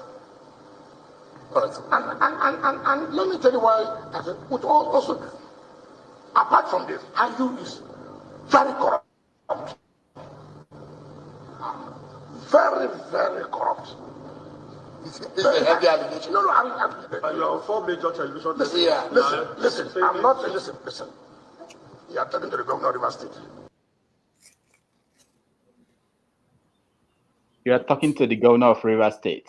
Sometimes I forget what I am, but apparently if you are the governor of Rivers State, you can't forget. So it's very important. Wike is very important in what happens in the next few months. We don't like it. We don't like to have that conversation. You don't think of it? All right. At least for the PDP. Yes, I don't think so. Okay. Who thinks so? Let me go to somebody who I think so. I think so as well. Femi, go ahead. Femi, you look like you're a PDP. No, I'm just kidding. The next time I see you, whenever I come to New York, I will thank you for always mislabeling us. Okay. At least I know Femi Adesina is your body. So I have to deny that. But in any case, it was a very painful watch. And again, it speaks to how lowly we've descended as a nation and as a people. When and I don't have any iota of sympathy for any of those people, including especially with people like Wike, because think of it, he had problem. He seems to have problem with everybody but himself. He thinks everybody is the fault but himself, and that's not to say that whatever has happened, I mean, whatever the political jigsaw puzzles that goes on among all these people. That's not to say that he wasn't treated in a shabby manner. But like Ovie likes to say, it is a game now. I mean, after all, they play the games among themselves. And the people are more or less like the pawns in all of this game. Now, that being said, again, it was a painful watch. And to say that it is not a factor is to be stating falsehood, because it definitely is. And if there's one state that actually is going to play into the hands of any other party at the disadvantage of the PDP, it will be Rivers State, because they actually vote a lot in Rivers State. It was surprised. I never realized it until a couple of years ago when I started paying a lot more attention. But that being said, I think Atiku is doing himself a disservice. Not that I care about him. I mean, he actually helps Obi, for example, as far as I'm concerned. So long may he continue. But that being said, I think in the final analysis, I would like to advise, unfortunately, Alaro is not here anymore. I would like to advise people like Alaro who are deep into the OB, those that are actually on grounds in a way, that as much as possible, they should already start focusing on things that have to do with what is agenda for the nation. Because, of course, like everybody agrees, they're going to try to throw all kind of things. Remember Operation Wete? What happened with Operation Wete? Those of us that were not born there that read about it, it's not today. Things like this started. They're going to continue.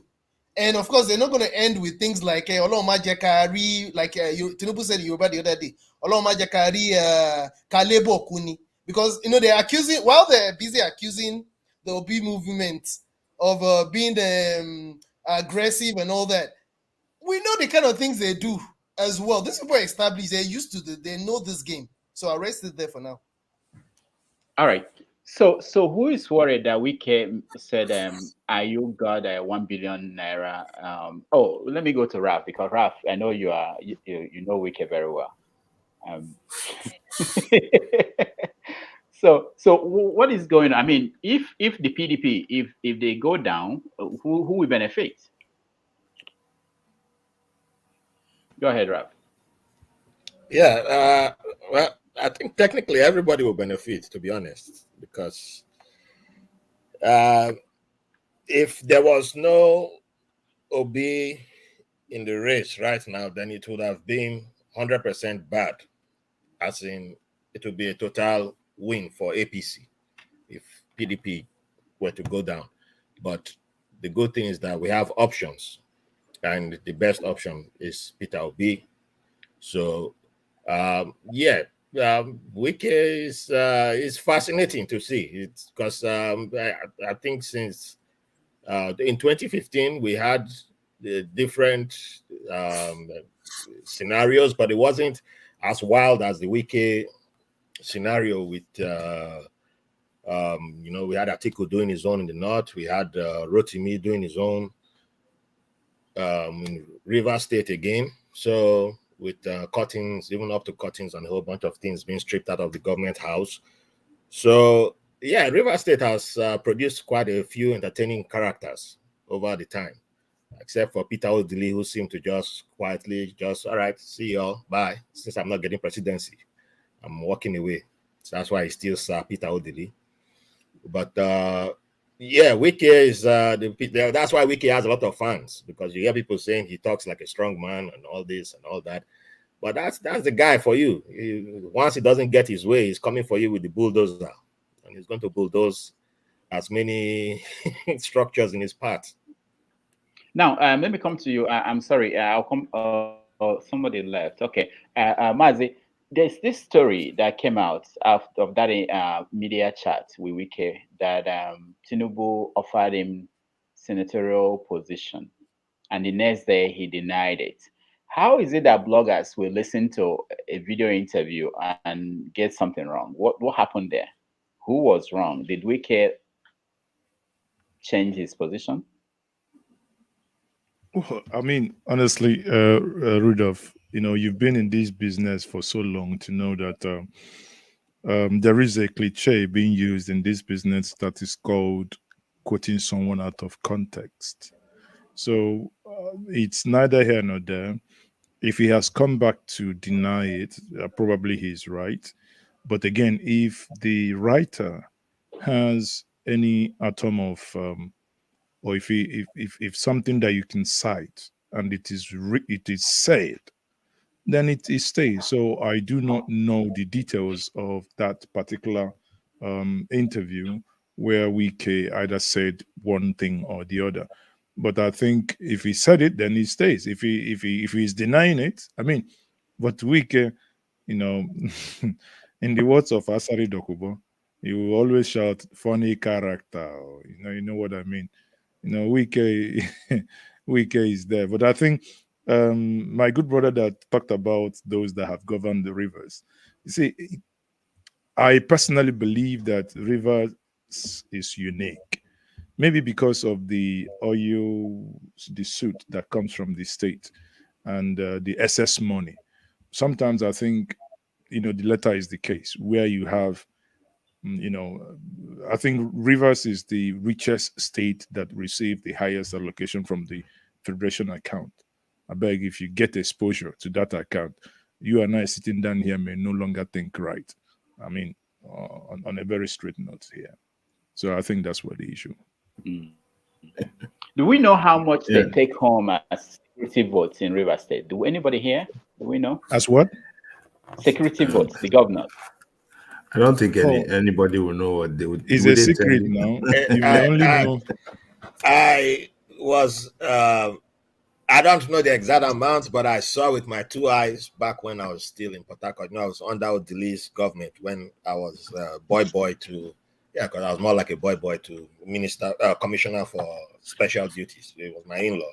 So I saw people's lives change when you were serving under Odili.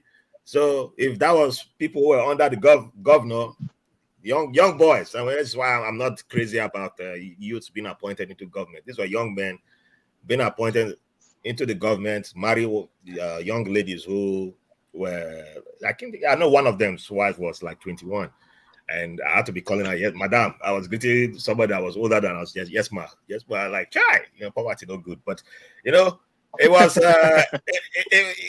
when you see somebody's life change overnight. The Rivers State got money. It got money. When in Nigeria, you have not seen money. The truth is that this was 2000 and this was way before. I'm talking of way back. It's not even now. So you can imagine now, but they were blowing money crazy then. So that was one I saw with my two eyes being just hanging around government people. I would say that the truth is that ignore Wike at your own peril. You know, I lived in Rivers State all my life, and the Rivers election is going to be very dynamic. That's what I can say. I feel I know where it's going. The pendulum will shift in terms of Wike has nothing to lose. in this election. He's crossed the Rubicon. He knows where it is. He's not. I don't think he will go away from his party. He says himself he's a loyal party man, and he prides himself in that. And he knows that there will be another election cycle, and he's waiting for that cycle when it comes in. Because after this election in 2023, if Atiku is not in, then that party will basically be his party. So he's just waiting in the wings. The question is, he knows he has the governorship, and it's all about who takes the presidency. Where does the pendulum swing in that presidency? And then I don't think, although politicians can prove us wrong, I don't think Wike is somebody that is very pro-APC. I don't think in just the nature of Rivers politics, the nature of politics from the days of Ada George down to Odili, down, it's not geared towards giving it to the opposition. I just know that Rivers politics at the center, at the core, he's not going to give it into Rotimi Amechi. He's not going to. So it's going to be PDP for governorship election. I think it's a settled matter with Rivers. When I talk with my friends in Rivers State, I feel the ground. It's a settled matter.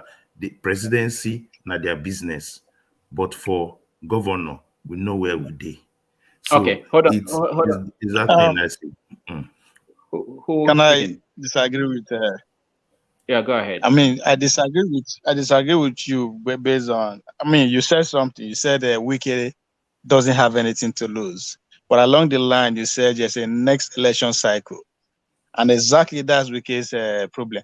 But there's so many ways to look at what is happening in that PDP. But I will focus on the individual led by Wike, because politics is about self-interest. And if you listen to Wike rhetoric, even all this time that is speaking, it's all about me, how they made promise to me, how they disappoint me. So it's about me, it's all about self-interest here. Now, and if you look at where the genesis of all this game, when it begin to come up to the ordinary Nigerian, it's when the 17 clown, as I like to call them, the governors, came and say, presidency must come to the South. And that is a phrase that sold with the Southern voters out. But again, that is a vehicle they need to hold on to individual to keep going within the system. And if you look at them one by one, Okowa is the smartest among all of them, while Wike is the dumbest.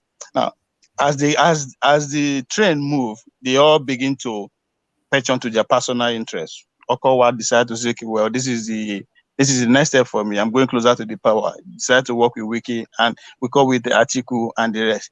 Now, but if you look at them again individually, both the Makinde, who has another 4 years to be in the system, or Tom, who also is going for the Senate, another 4 years in the system, Okoye, the same thing.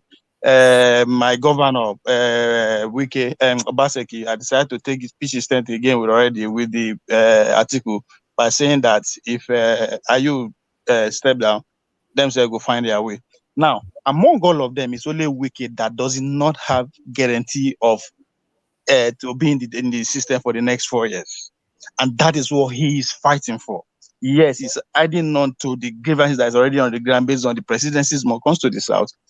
And Atiku led men, but already seen that this is all is about. It's not about the money that is accusing the chairman of stealing. It's about disappointment. No, it's about I've come this close to that number 1 seat by finishing second in my party. I can still do it again.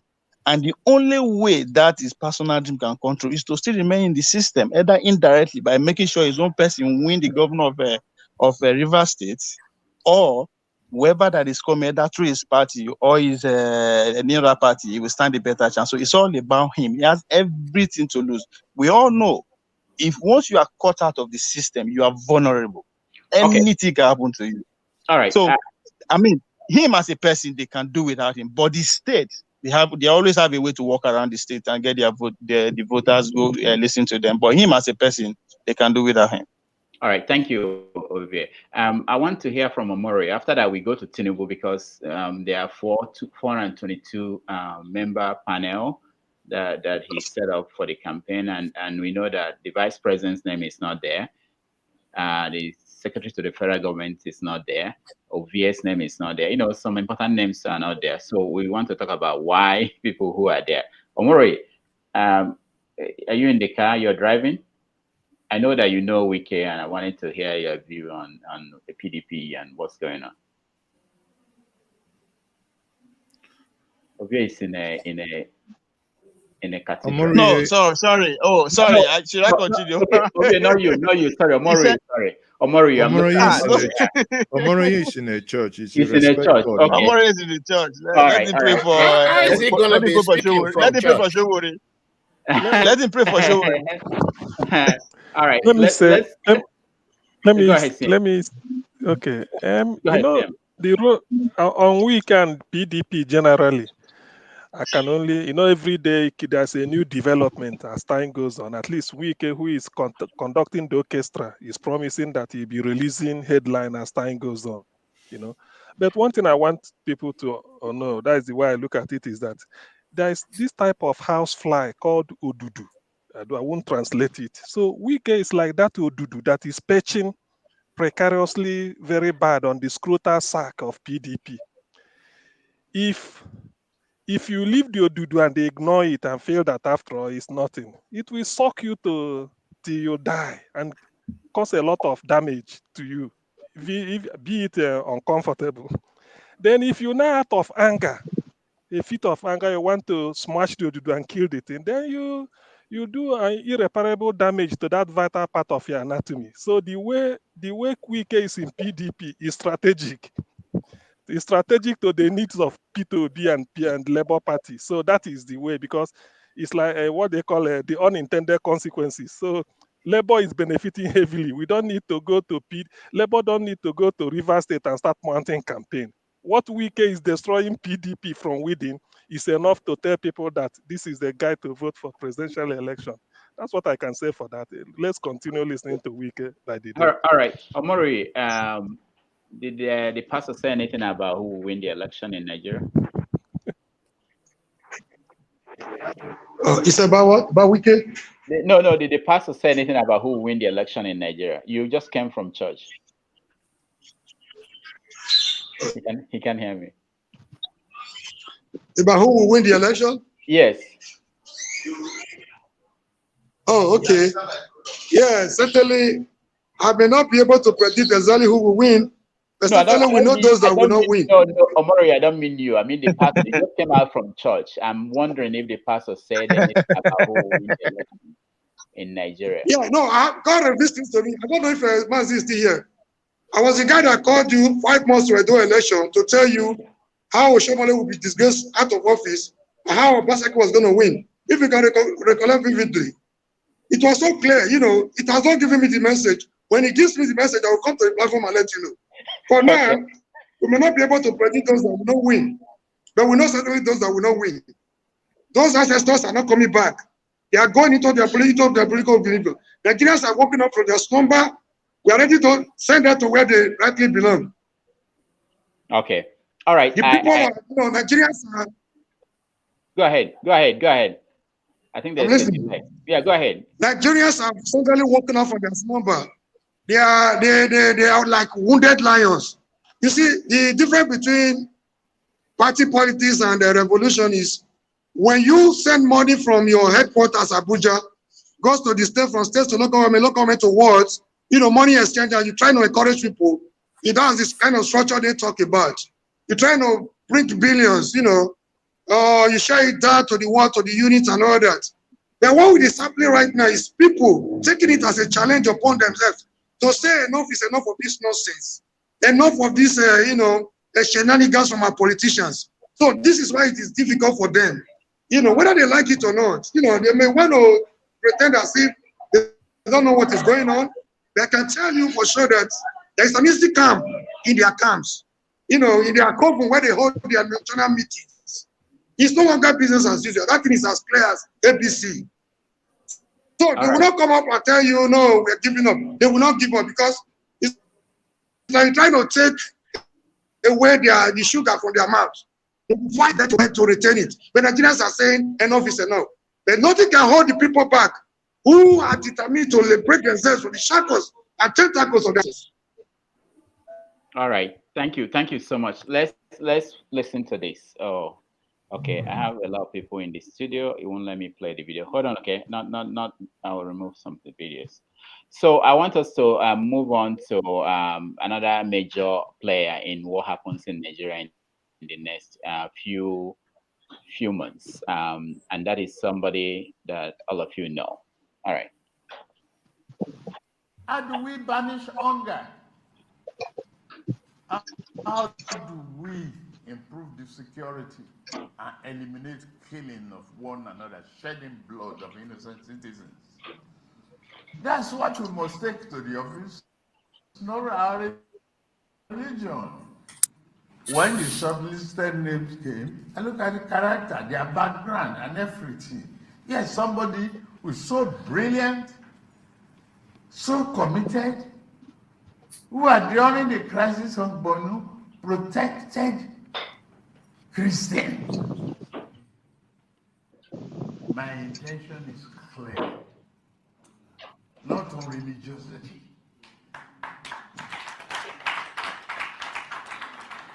My intention is to develop this country, to bring prosperity, and have better qualification, better track record, better exposure, better vision than any of my mates. Why do we want to stay divided? I'm standing before you, and I have the right to claim that I am one of the best friends of the Christian community in this country. Let's develop it. So that was Bola Tinubu addressing Northern Christians. It continues to be a problem for his campaign, the issue of Muslim ticket. And the reason why he cannot ignore it is because of people like this.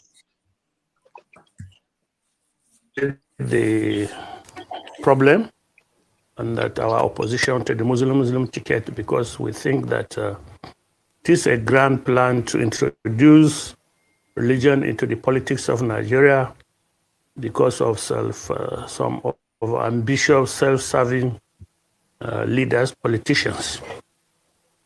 If you look at it as it were, Nigeria, in the north, we are now having all manner of crises. Insurgency, tribal conflicts all over the country. In my state, 2 years back, there was a full-fledged war between nomadic Fulanis and settled citizens of the communities. Thanks to God, this has been overcome. In Sokoto, Kebbi, Zamfara, Katsina, there's a full-blown war between the Fulani nomads and the Hausa farmers. It's a full-blown war. Now, as it were, the North is involved in all manner of crises, all manner of civil wars. And we think that the introduction of a Muslim ticket or a self-fed ticket by APC is a wicked plan to further create divisions within the North. We've tried as leaders of the society to try to live as brothers and sisters, but out of the blues, this demonic proposition just came up, incited, unnecessary, but there it is. And for all lovers of unity in this country, for all lovers of unity.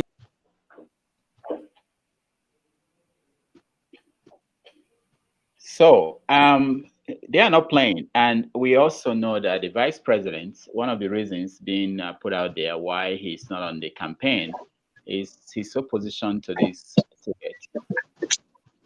So, Mazi. You know, I don't know.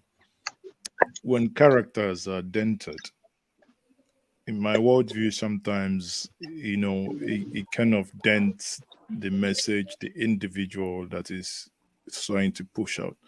While I think for equity and fairness, sadly, where we find ourselves as it concerns religion, if the APC meant well, I do not see a reason why, if a Muslim is competent to be his VP, why shouldn't a Christian also be competent? But to the response of Babashir Lawal, while he was talking, my mind was still thinking of the grass cutting contract of invasive species, and that scandal. And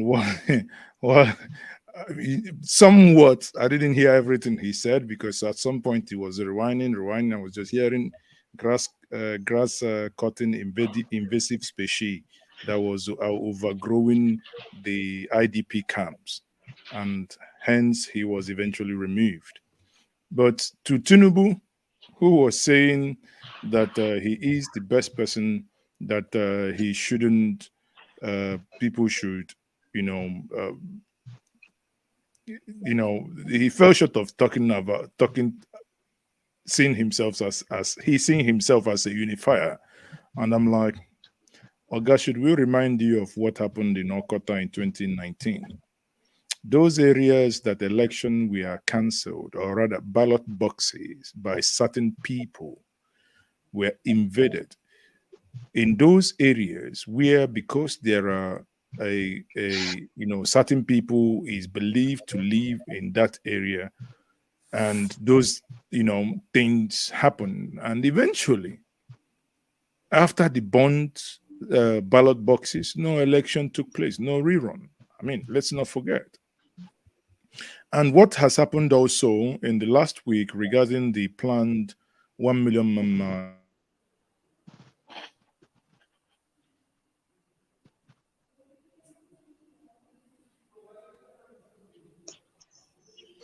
So big battery go die and eve to the election.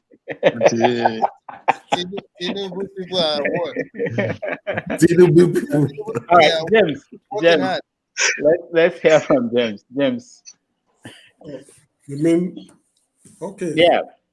So we're talking about Tinubu and the idea that some people within his own party are refusing to join the campaign. They should refuse because, well, personally, this what's it called? Muslim tickets should not generate problems, because if we still remember, I think Moshood Abiola's running mate was a Muslim.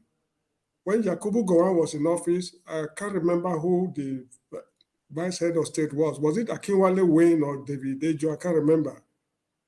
They were both Christians anyway.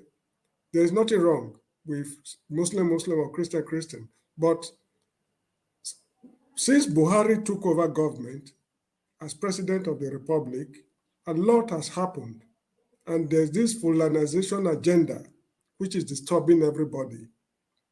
He has not been able to put things under control, and all of a sudden is coming with a Muslim ticket. And to make matters worse, the other political party in the north, the PDP, is already a northern party. So it means that there's actually something like Fulanization agenda. If Bola Tinubu were a serious guy, there are a lot of reasonable Christians in the north who he can co-opt. Somebody like David Mark. That guy is good enough to be a vice president. Joshua Dogonyaro, Teofilo Danjuma, the likes of a late Obadiah. You're going back to all the military people. Can't you find? I know. That is true. I'm just citing examples of. Excuse me. No, but David Mark is a winning strat. David Mark is a good option for him if you have gone ahead and do that. But it's a PDP. David Mark. No, they can cross carpet. They can cross carpet. It doesn't mean anything. They've been doing it. Yeah. So the issue is that what's his name? Tinubu. It seems as if they forced this choice on him.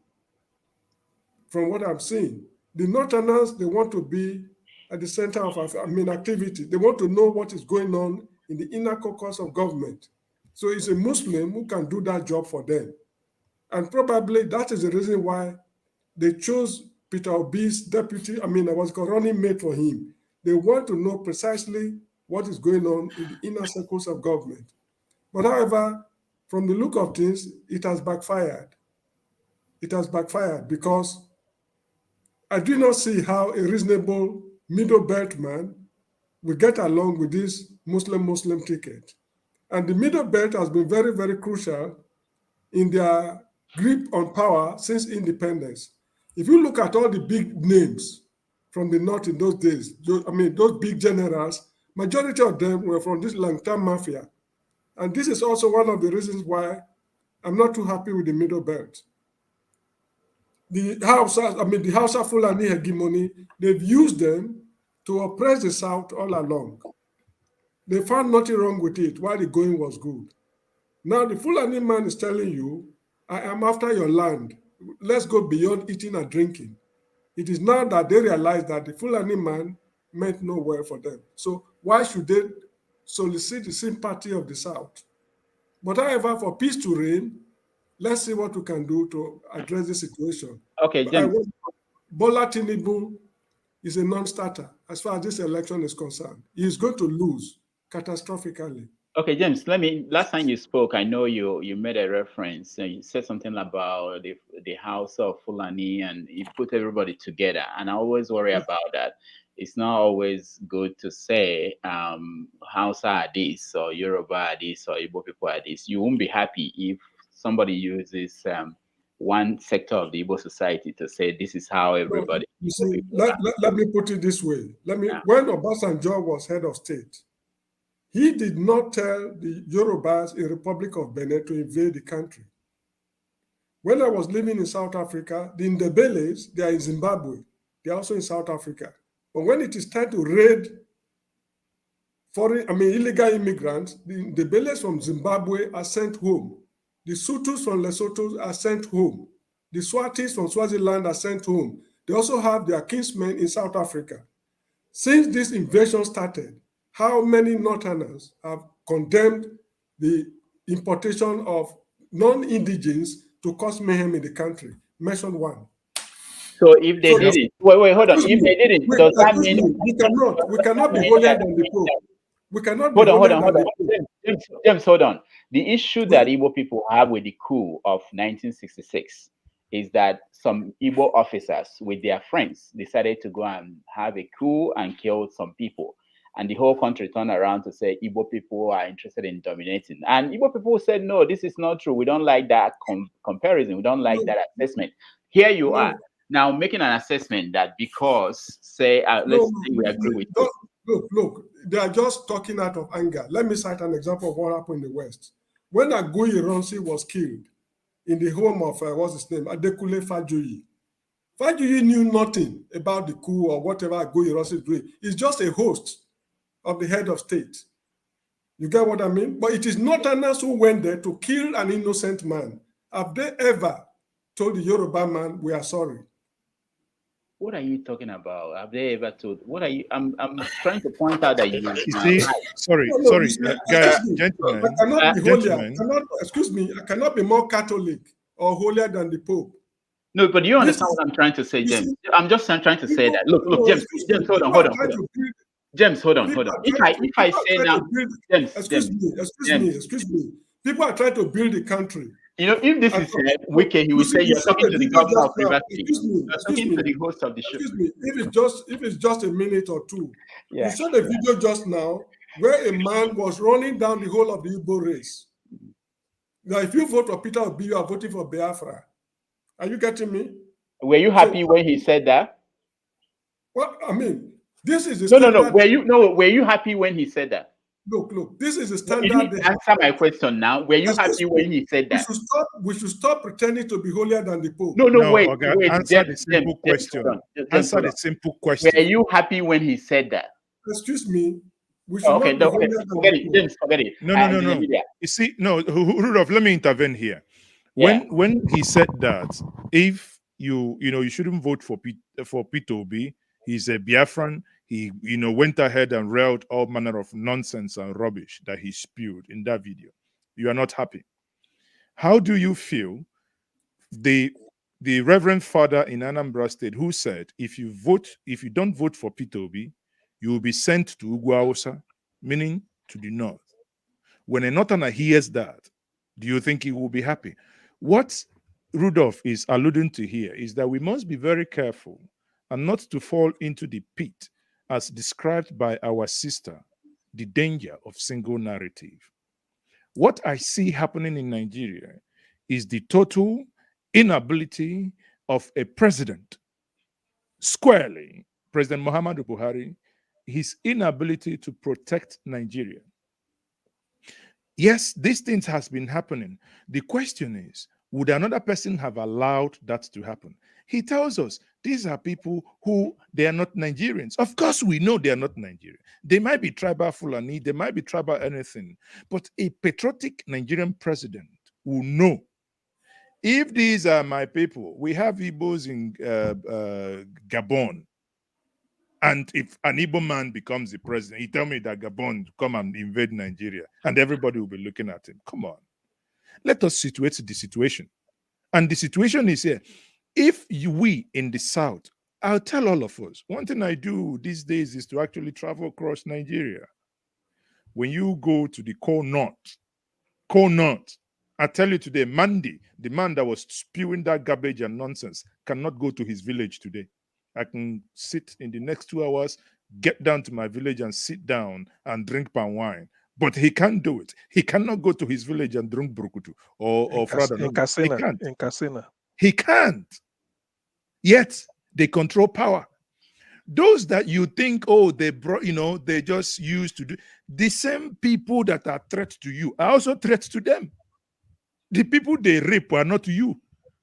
But I think we need to understand this, that this is a security issue orchestrated by someone who promised you that he was going to lead from the front. When he comes to leading from the front, we are looking for him in the Azar room. Look, my friend, no, excuse me, let me make a point. I will try to be very brief. We all left Nigeria because of the hopelessness in the country. I don't want to go into my own history.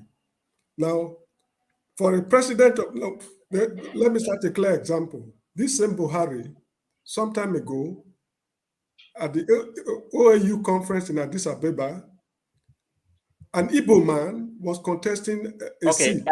James, I'll stop you. That story has been debunked. Okay, it's not the way it's written out there. James. But the question that we asked you, you moved away, and you're moving to other things. Omori, you're next. Go ahead. Yeah, Omori, go ahead.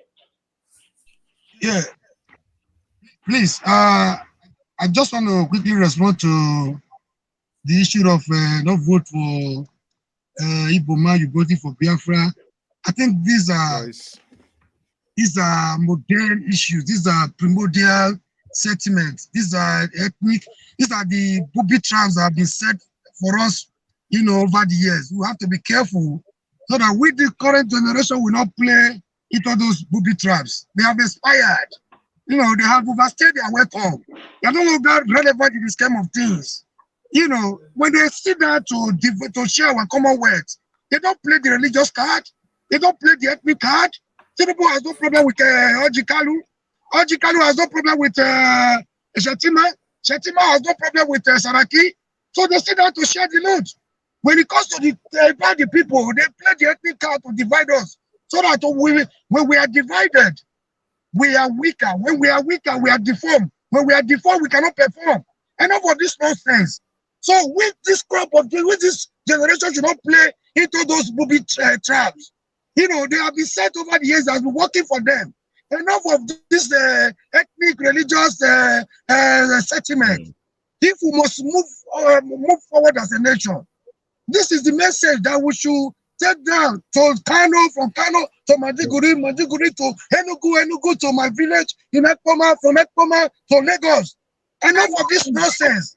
You should not allow it to fly anymore. Thank you very much, Dr. Damages. Yeah. Thank you. Son of God, welcome to the show. Let me just say this for those who may be confused, the new role I'm playing. this is not have your say. This is 90 Minutes Africa. So they are two different. They are philosophically different. On 90 Minutes Africa, you all are my guests. On Have Your Say is your show. You have your say.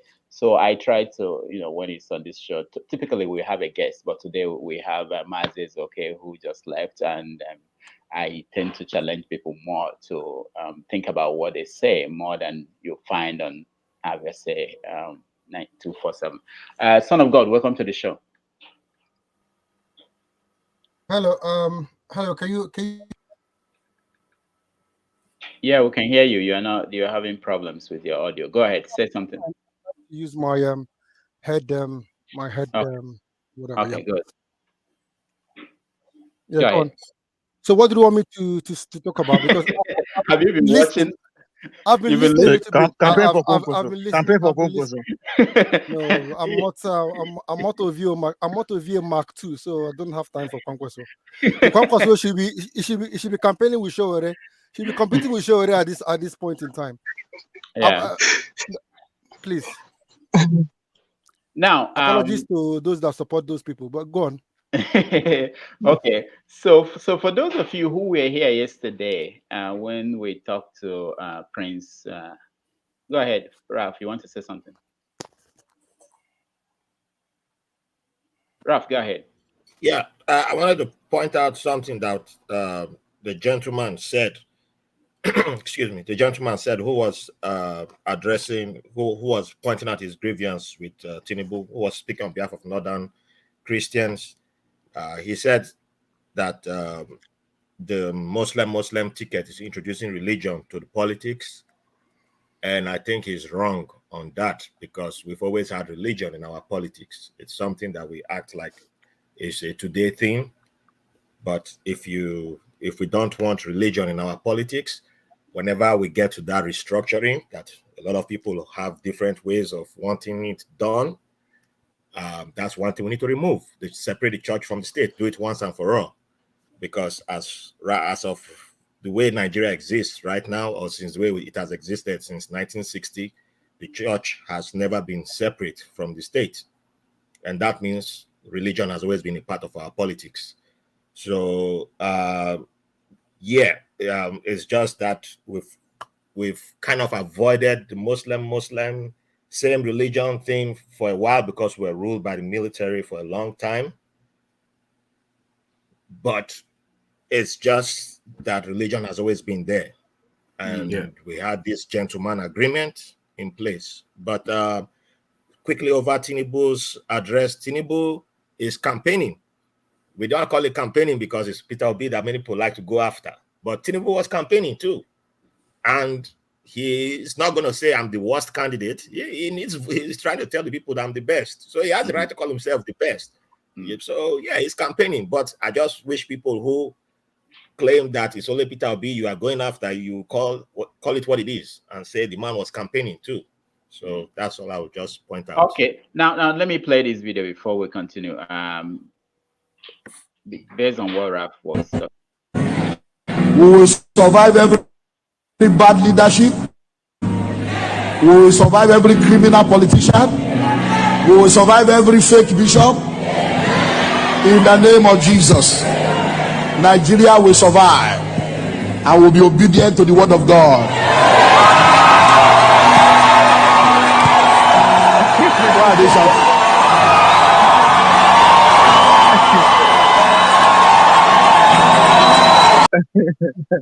That man should be given a pose on the campaign team of Obi. It's slick, it's good. That's where he dropped it. And so like Rap was saying, it's always there. Religion and politics is always there. It's always there. And now one person they practice the two. Wait. But the question is, do you think you would have got that same reaction if he had said something, talked about the Kwankwasia movement or talk about another party? Do you think you would have got that same reaction in that church? I don't think so.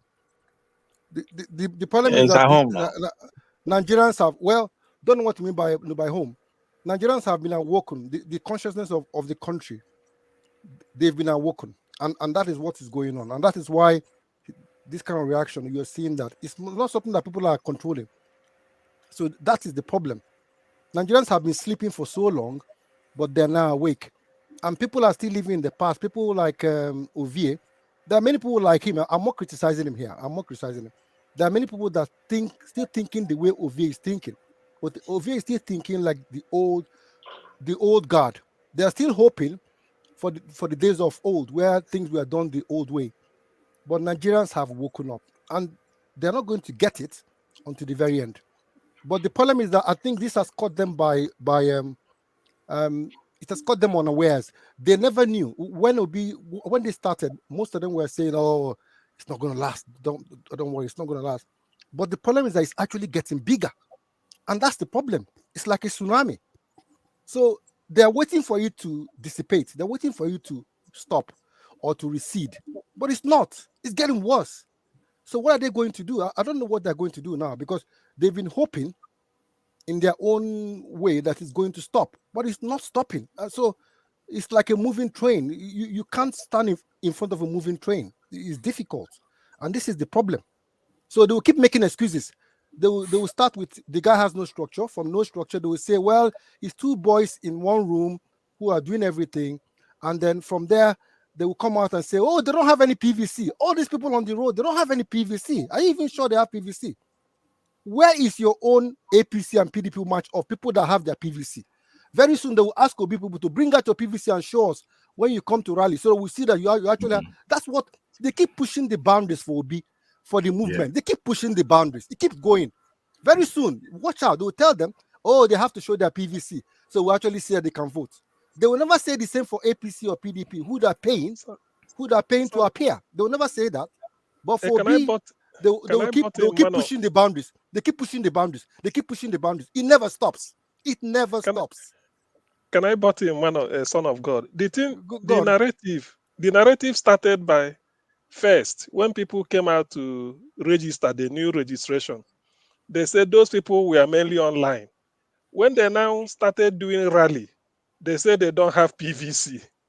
Now the narrative I've heard today again is that some of you don't vote for personality, you vote for party. That the logo is what will be on the ballot box, meaning that maybe Obedient will not be able to know the logo. While APC people or PDP may identify umbrella and broom, but the Obedience will be looking for Peter Obi's name on the ballot and they won't see. That type of thing. So, there's a lot of mileage to cover.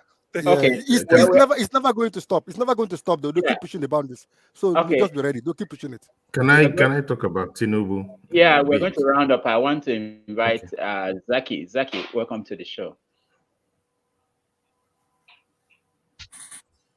Thank you very much. Okay. So you have the floor. Have the floor. It's 7:52 p.m. Okay. Zaki, you have all these platforms. Okay, you have two platforms on. Turn off one and then you can speak. Who else wants to speak there before we go back to Zaki? I was talking. Okay, if Femi wants to go, that's fine. Hello? Okay. Yeah. Zaki, you still have to. It's 7:53 p.m. All right, Femi, go ahead. Zaki is obedient.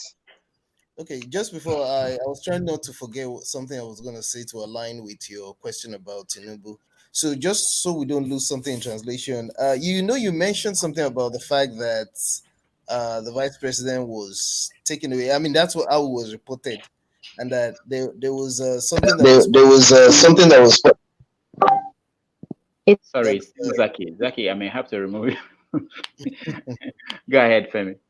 That it was Buhari that decided on. Oh yeah, that was a smart way of presenting it. And it was just fun. When you read some stories, even before you get details, if there's any details to even go with, it just sounds funny when you just think about certain things and you're like, okay, even though you might not have been privy to what may have been going on amongst them, it's like, do these people think everybody is a fool? Now, I haven't said that. No, wait, Femi, hold on. How do you think that conversation happened? Let me see if you're aligned with me. What do you think happened? now you're pretty much spot. But let me tell you what I quickly thought of before I even read the story fully. You know, there's airline and then there's whatever story, the juicy parts. Wait, tell us the story first. The first part was, okay, it was the president, right, that decided to, on the campaign team, taking out the vice president's name, and I think it's the secretary of the federal government that was also taken out. But my first thought was, okay, first of all, I don't think they still take kindly to the fact that the vice president, remember how there was that back and forth about how come the vice president, who Tinubu happens to be his bread winner, his godfather, if you will, is trying to contest against him. So I don't think he would naturally have taken kindly to that. But let's even overlook that for the sake of argument.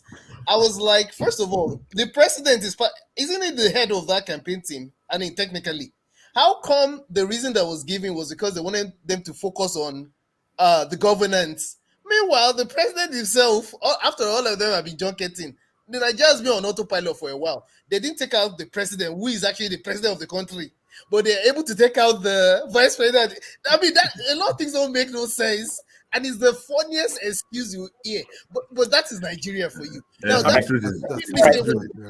thank you. I just let me just add one thing, please. I think this is very vital. On the list, have you noticed that I don't think there's MC Oluomo on the list? I mean, I'm not going to All right, thank you, Femi. Now, I just want to, I don't know if anybody troublemaker. I don't know if anybody noticed what I noticed. Son of God and Gary look like the same person, but then I looked at one was smiling, the other one was not smiling. That was the only way I said, okay, they are two different people. I thought we are. So there's Gary, welcome to Beavers issues. Yeah. Thank you, Rudolph. How are you today? Good. All right. So I don't know when you joined us. We rounding up. We talked about several issues and from anywhere. What's your concern? Yeah. Yes, of course. What I want to chip in is that at the moment, the Nigeria political scene is very dicey, right? With all the movement, everything that's going on, right? And I should pray that we should be able to have an election in 2023 because of the antecedents of the what is going on in the country. It's going to be tough, at least, to have a clear winner at the moment from what I'm seeing, because the big political parties like APC, PDP, they are not going to allow at least a young party or a fresh person to win outright, you know. So there's going to be a lot of underground work. There's going to be a lot of fighting, right? And there's going to be a lot of destruction that's going to take place, probably to try to bad name the obedient group who are now the momentum in the country. And we should be very careful, should be very careful how we talk, how we analyze things, because a single word can be able to spark violence. Just the way as I see people are interested, the interest of the people in this next election. So, and probably we have to look at it very well and mind how we talk. And even the leaders, the stakeholders in Nigeria should be able to mind their words, you know, so that we can be able to have an election in 2023. Thank you. Thank you so much. James, you wanted to say something? Yeah, I have a doubt in my mind that maybe somebody will be able to clear it. It still borders on this issue of religion. In the Bible, Psalm chapter 122, verse 6, King David said, "Pray for the peace of Jerusalem. For over 3,000 years, they have been praying. How peaceful is Jerusalem?" So why should we take religion so serious when we're talking of political issues in Nigeria? That's the question. I want to respond a bit to that and then just tilt to the Tinubu issue. Religion is always front and center of any society, actually, in terms of politics. There's no, from Europe had religion and is still there. to any society, there's always that religious undertone mixed with the state. It's always been part of history, and we don't need to go through all that. So, but doesn't mean that there will not be still challenges that people will have to take their nation by their hand and navigate it where they expect it to go. So at the end of the day, there's always going to be religion, but how we work with it, with different diversities, especially our country, we have different people of different faiths, of non-faith, of atheists and all that. We must begin to rise above that and say, and that's one thing about this movement, that the Nigerians are coming to a consciousness that beyond all our diversities, we want a nation that works. Each one of us here would like to live in Dubai, and Dubai is a Muslim state. So at the end of the day, they may have that religion undertone in Dubai and Qatar and all that, but it's about the living conditions of the human life. So whatever religion and all that is becomes irrelevant when the pain of the people is what they are seeing. So this election is about that. And coming to the Tinubu issue, Tinubu, like I said, is reactional. This election was meant to be autopilot, two parties just running autopilot. But now what is happening is that they have to be reactional, because the party they're dealing with is much agile, much agile in response, in movement, in everything. So that is the biggest problem for the Tinubu and Atiku and campaign. There are things that they are fighting internally and things. So with Tinubu, he's going to do everything he wants to do in terms of election. Like I said, he has, you can't wish him away. He's strong. He's politically strong. He has made a decision to go for a Muslim ticket, and he has to live by his decision. But it's going to hurt him big time. Like Babacha Lawal said, the Christian North is actually has felt a bit of the pain, and so they are going to vote most likely along those lines, and it depends on who is able to mop it. I saw a video that was played by Rudolph, where it was at the Bodilon house, where he was giving people, I think it was $1,000 and 1,000 naira or something like that, for stickers and all that. So we're seeing all those things because that is desperation. So when people are going out of their normal plan, they become desperate and many mistakes will start happening. So that's what I'm seeing in the APC campaign, that there's a lot of mistakes. He's having a lot of people. I mean, the vice president is not going to, that's just a funny scenario. But at the end of the day, Tinubu is going to run his campaign. He's going to face us. I know he's been trying to avoid facing the Nigerian people, but he has to one time. I don't think he will want a debate. I don't personally think he will want a debate. And it's not compulsory for him to be in a debate. So I think the two big wigs will try to avoid Obi in a debate. So having a debate is going to be difficult in terms of this election. So he's going to try to navigate all that waters as we go into this election. But like I said, and like the last speaker said, we just have to be in all our responses, religion, tribe, and all that. We have to rise above it. We cannot be dragged into that mud, because if we drag into that mud, the nation is very volatile at this moment. We need to avoid that. Okay, Rudolph, can I give an answer to Mr. James? Okay, go ahead. Right. You quoted from the Bible, actually. So if you study the Bible very well, you know that when God wants to change a nation, it chooses his person, right?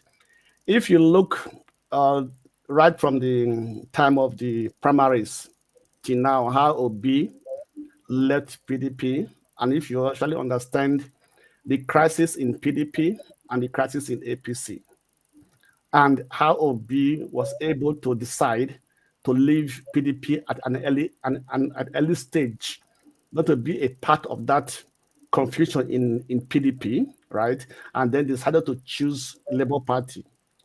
From my point, and then the support he received. In fact, when he declared himself to as a candidate for the Labour Party, and the acceptance from the youth, I can say that it is the hands of God.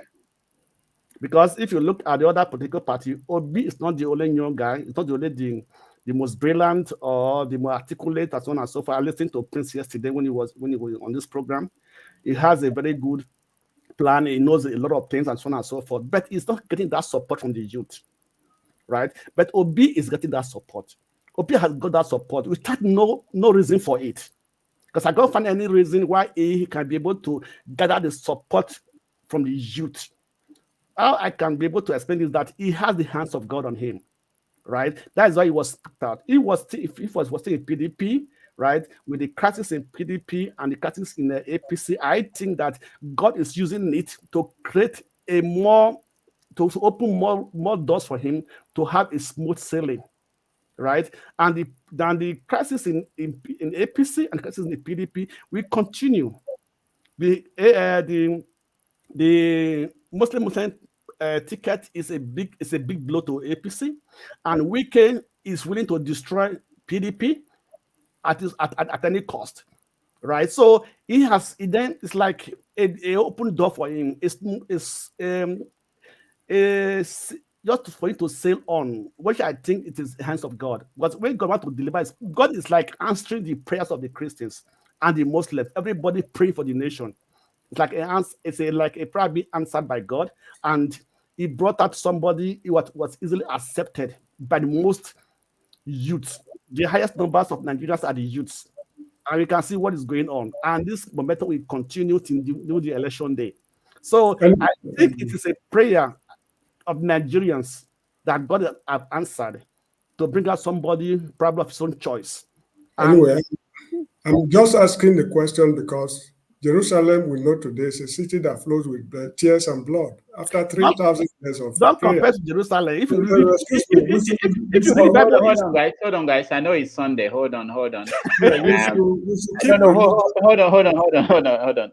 religion out of politics. So James, hold on. When I say hold on, I will be talking like weekend now. This is the governor of River State. You guys are talking to. Zaki, welcome to the show. I know you tried to speak before. Try again. Let's see if the line is good. All right, Zaki, you say hi. All right, Son of God, let's go to you. I just wanted to. I think Zach is still on. Yeah, I just wanted to respond to what my brother here, Gary, just said. I agree with most of the things he said, but when he says that there's no reason, you cannot find a reason why the youths are supporting Obi, I don't agree with that. Because the reason why Obi is getting the support he's getting, if Obi was, I'll give you somebody else. Let me pick somebody from the East as well.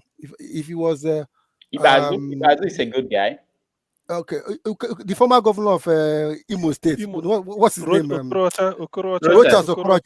If Rochas was running, do you think he would get the same support from the youth? It's not. My people. It's not that there's no reason. There's a reason. No. Don't misquote me. I said compared to other political party candidates. There is no reason why they're supporting him. Why he got the massive support from the youth. That's what I said. The Obi before now, apart from the Anambra State, nobody knows that Obi, right? But the way when he came out, the massive support he received from the youth, it did not call for the youth. It did not campaign to the youth. In fact, it was like something that came out of the blues. I agree with most of the things you've said, but the reason why I agree that it could be divine, because everything is, if you look at the way things are working out, 80% of what you said or 90% of what you said, I agree with. But the only thing I want to use to kind of reinforce your point is that the reason why Obi is getting the kind of support he's getting is that when Obi comes out and says, go and verify this, and people are able to go, you may think that everybody is not verifying, but there's a percentage of people, maybe 10%, maybe 20%, who are actually going to verify. Because you can't tell me that when he says go and verify, that nobody has ever verified anything. That's not going to happen. Many people have gone to verify, and they've seen that what he said is what is true. And that's what is making people even are more convinced to follow him. Son of God, thank you. So we are about to end. This is not have your say, so we have to round up. Today is Sunday too. So I will try to import something from have your say as we round up. I'll go round and I will ask you to tell me what keeps you up at night. We'll use that to round up the show for today. We can have an after show for people who want to hang out. You know, it would be a good thing. But Okija, welcome to the show.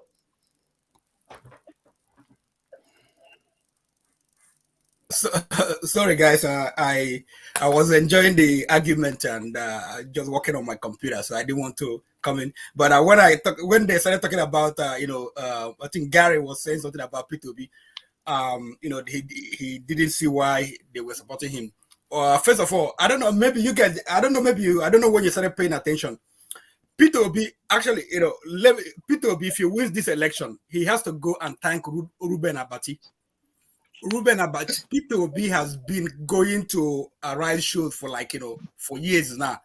Since 3 years ago when I saw him, I said I was saying P2B will run for president in 2023. That's all. He was going there, giving his statistics, talking about all the things. Almost every week he was there. So I knew he was going to run. And again, he is a good candidate, some people are saying, verify. Some of us, have verified. Some of us, a lot of people know what happened. So you can't be saying, that other candidate. I know Showore is there. Showore, I don't know him much. He's been talking, but he has not been practical. You have to do P2B. He did something, and then the situation now, everything came together. Now people are looking for alternative answers, and they saw someone who has done something, and he has been talking for 3 years, talking on the show. People are on internet, they are listening. It has gone into their ears now. So when it came, they were like, "Oh, that is P2B." So he started this thing 3 years ago or 4 years ago. So it's not like an accident. Thank you. That's what I have to say. All right. Thank you so much. I like that. This was very important to him. He had to come in too. There are people who are waiting to come in, but unfortunately, we have to round up. So let me start with James. What keeps you up at night? Please pass the question to another person. So somebody else who is ready. Gary, let me start with you. What keeps you up at night? Let me go this way. Many things. I do read a lot. So my preparation for the next day job keeps me awake at night. Okay. Son of God, what keeps you up at night? Well, mine is simple. MC Olomo taking the place of Osibajo on the campaign council. That keeps me up. Wait. Is his name there? I don't even know. I've not looked at the names. Is it there? Is MC Olomo not? Are you sure he's not going to be the vice chairman of the campaign very soon? Because the way Tinubu is going, he might become so desperate. They're making the vice chairman of the campaign, and that really keeps me up at night. Because that would be bloody. All right, Omori, what keeps you up at night? Yeah, now that Nigerians are gradually waking up from their slumber, courtesy of the relentless effort of Showore and the other activists, no matter whether you like him or not, no matter where you see, will you come here to say he has not done anything, he has not prepared any budget, who is Showore, blah, blah, blah. What is happening right now is the seed sown by Showore. He going from one country, one continent to another, conscientizing Nigerians home and abroad, was the brainchild of Showore. So no matter how people try to relegate that guy to the background, the guy has paid his dues. Now that we have gotten to this point, a lot of people have dropped their Biafra flags now, because they're hoping for something better. They're hoping for a Nigerian that works for everybody. My question, what keeps me up now at this moment? I'm happy that Nigerians have woken up. You cannot remove Showore from that equation. Another activists will be fighting tooth and nail. Some people now, everybody is almost like an activist. How do we sustain this tempo, whether it be wins or not? Nobody should go back so that we don't allow our oppressors, to take over again. If we continue the way we are going, I bet you their days are numbered. Thank you very much. Thank you, Omori. And a very important point, because we are talking about the federal level. I want to see this kind of engagement at the state level. There are so many state governments that think like Niger State. Do they have newspapers in Niger State? I don't think so. Is there any opposition person in Niger State? I don't think so. Is there any, there are so many states that basically the governors do whatever they like, not to talk about local government areas where, anyway, we've got job to do, a lot of work to do. Okija, what keeps you up at night? Yeah, I mean, I've been sleeping better, I hope I'm hoping that the election will hold. I'm hoping that INEC, all these things I'm hearing about, all the tricks, all the, back end, whatever, that it is not true. I'm hoping that the voters are registered, it's going to be cleaned up. If I don't know. So basically, I think this is my last stance in Nigeria. If it doesn't work, if this one doesn't work out, I will just, I'm gonna write my will. I want to be buried in the United States. I don't just forget about that country. All right, that's a good one. CM, what keeps you up at night? It's actually the cost of living in Nigeria, because I receive quite a lot of phone calls from people down there. Things are so expensive. The cost of kerosene has gone up. Petrol, sometimes you might not see. Diesel. Then you talk of what is it called? What is the latest they've just added? Anyway, generally, life there is becoming, the cost of living is high, the standard of living is falling. So it pains me that a country like Nigeria, that even at the very worst, people cannot be able to feed, and there are a lot of fake products that people buy in the hope that it will help their. So there are a lot. It keeps me up at where I don't sleep. In fact, to be honest, I need people to look into it. The cost of living is high. Our people are suffering. If there's anything we could do to help them, let us do. Thank you. All right, thank you. Conquest, so that was what keeps you up at night. Keeping somebody up at night. Somebody said it's giving me sleepless nights. Now your sleepless night, no go ahead with that too. Anyway, some of these people might drop. Don't you think so? Might drop or close their campaign and join. Anyway, let's still have a long way to go. Go ahead, Ovie. Yes, still have a long way to go. What keeps me up at night? The fact that Tinubu is having a sleepless night keeps me up at night. Somebody said Osinbajo has taken over MCO Molo or whatever. Yes, it's good that you're having a sleepless night because of MCO Molo. And I think if the speculation is right that his name is not there, I think it's a good move. That's a sign of what to come. That means whatever atrocity is going to cause during the campaign period cannot be tied to the campaign organization or Tinubu himself. So if you look at it that way, I think it's a good move. But Tinubu, among all the front runner today as we speak, Tinubu is the only one that is having a sleepless night. He's worried. People are worried about him not coming to talk to us and all that. That's the least of his problem. That's not his problem. But you saw him went and I think for the first time, if you ask me, he's addressing the issue of Muslim ticket with our religious leaders in the north. That is because if you pay attention to what is happening, especially this week that is ending, when David Babachir came up and speak extensively about why they're actually against the Muslim ticket and who they are going to eventually pitch their tent with. Followed by that, Mohammed Sahad Abubakar III, that's the Sudan of Sokoto, actually was in an event too, and they make a very strong statement that religion cannot divide us. No religion can take any section of this country. I mean, along that line, that we should not allow one individual to use religion to divide us. That's a strong opposition to the Muslim ticket. But again, Tinubu, who is not a rookie in the game, I think he must have envisioned all these things along the line. And he's swing to action too. First of all, who responded? The newly crowned leader of Southwest Presidential Council of Tinubu, which is Rotimi.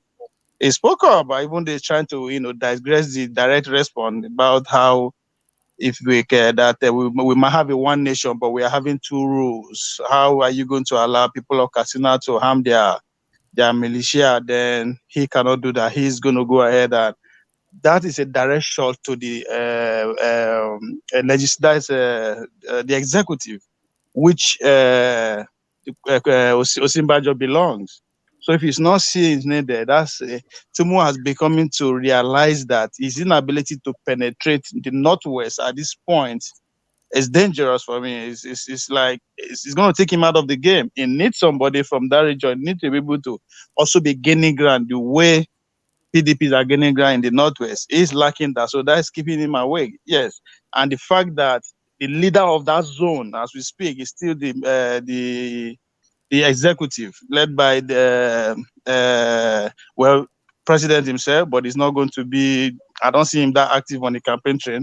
But people like the Malami and co are not saying anything. So that's the message that he's getting, that these people they're not going to support him. I don't expect them to support him based on how he got the ticket and what he has been doing since then. If we say Wike doesn't have respect, so goes to Tinubu.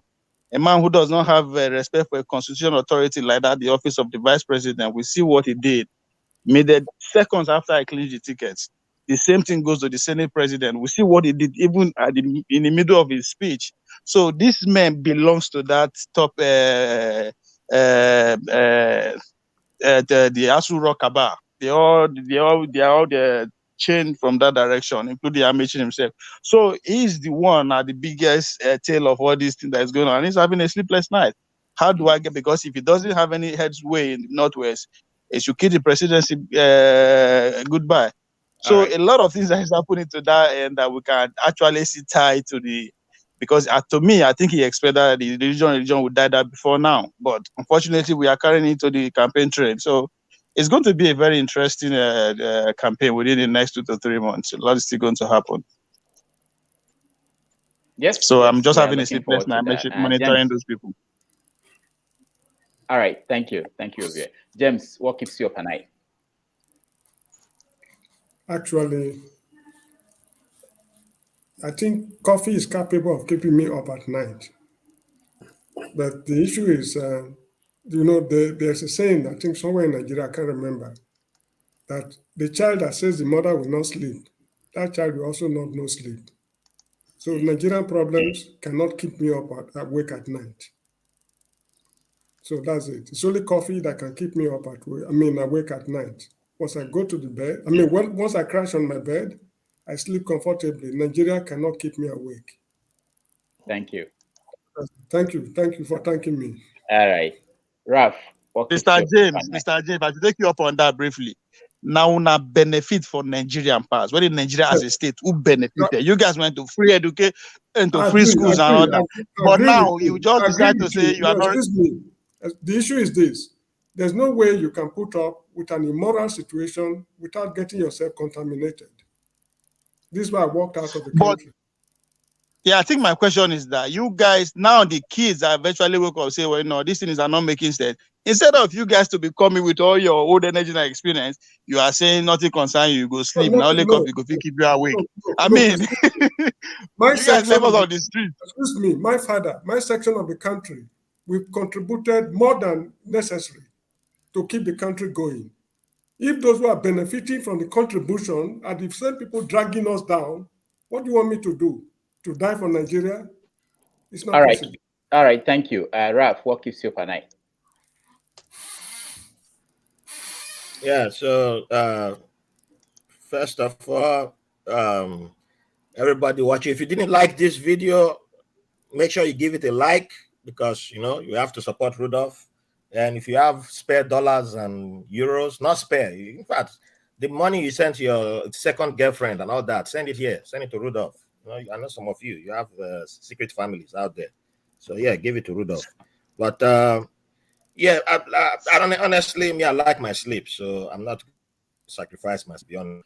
So a few things. Cost of living is high all over the world. We have protests in Sierra Leone. We have protests in Ghana right now. We have protests in Bangladesh, Sri Lanka. So yes, I understand Nigeria's issues too, because I have people there. I get reports every day. So it's not that I don't empathize, but we must always remember that we are not alone in the universe.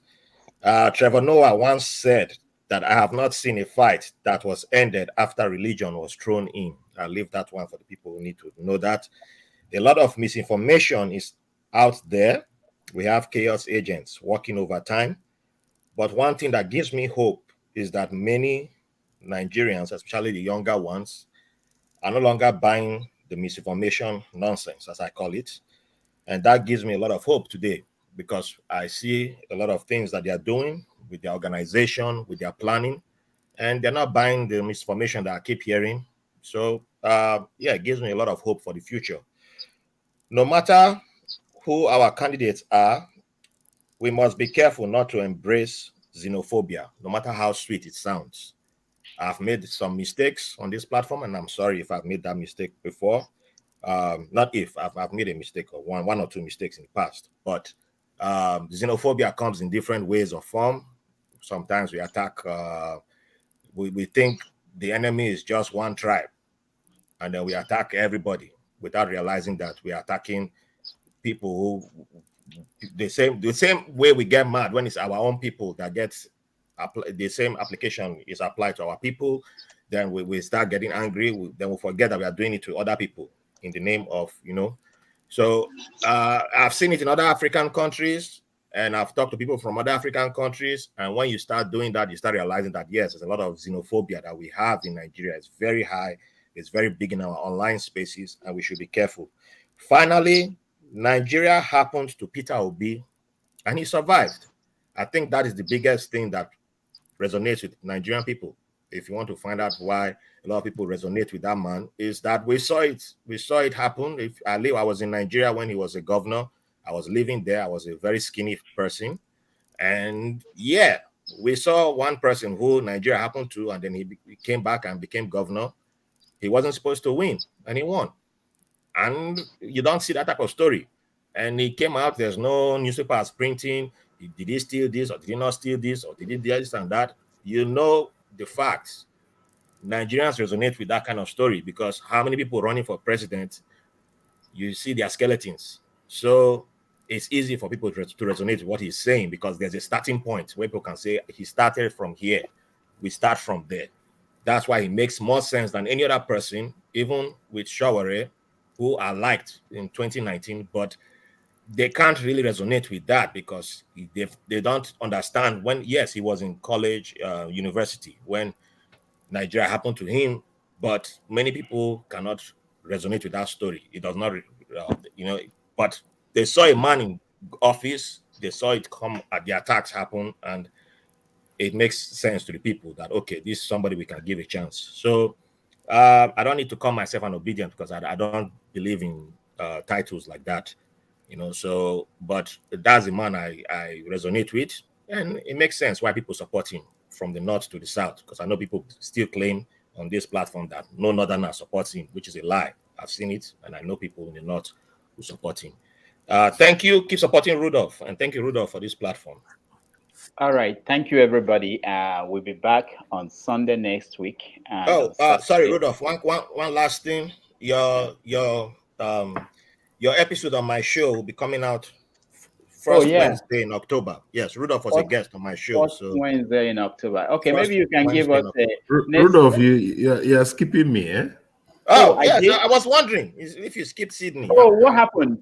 Let me explain. He's obedient. He's obedient. That's why. Let me explain something people may not know. When someone leaves, so somebody comes in, he moves the arrangement. So I may have, sorry about that. Go ahead, Sydney. I think you are keeping me awake, so that's one of the persons keeping me awake. Thank you. I would say that one thing is it's a new Nigeria. For me, it's a new Nigeria that we had lost hope, but somehow there's a flicker of hope that we can. There are possibilities that can be again. The possibilities. Seeing the young people beginning to rise again is like there can be hope again, because we are coming to a place of apathy. So that is one of the things, and that my also concern is that let Nigeria, taking off on what Ralph said, let Nigeria not happen to this election. because there's always this concern that yes, we are going there, but on election day, hope Nigeria will not happen to the results. Hope Nigeria will not happen to INEC. Hope Nigeria will not happen to the political structure of the people. Those are the things. And then to think of the Rwandan story where there was this ethnic bigotry, religious bigotry, Hutus and Tutsis killing themselves overnight, a genocide, and how a nation came back from there and decided to move forward beyond their differences, to forgive and to see that Rwanda should be bigger than any of us. And today there's a Rwandan story. And one of the things I think of is, can Obi become the Lee Kuan Yew of Nigeria? He has history riding on it. If he becomes president, it will not be a presidency of a few, but a people. And that maybe he will begin to chart a new course for us as a people. That globally, as we are all in different parts of the world, as Nigerians, why we're here this time at this moment is because there's something within us that feels that there can be a new Nigeria. So I pray that he can be our Lee Kuan Yew that set a course. He can set a course again for this country. He's not going to be a messiah. I think everybody knows that. But he can set a course, and we can know that maybe we build the foundation, the walls, and then we can see, Nigeria, maybe not in our whole lifetime, but we can know that history books will write about this time and will remember us. All That's right. what Thank you, Sydney. Thank you so much. You rounded it up. Before we go, I want to play a video. I just got it from Obi's visit to Kano yesterday. I know that by next week, that won't be what we are talking about. There will be other things that will happen. So let me just play a little bit of that video, and then we'll round it up. Let's see if I have it. Obi in Kano. All right. So, well, the way computers set up things. So be in Kano, I can find it. Maybe Okay, yeah, I got it. maybe Kwankwaso is affecting it because it's Kano.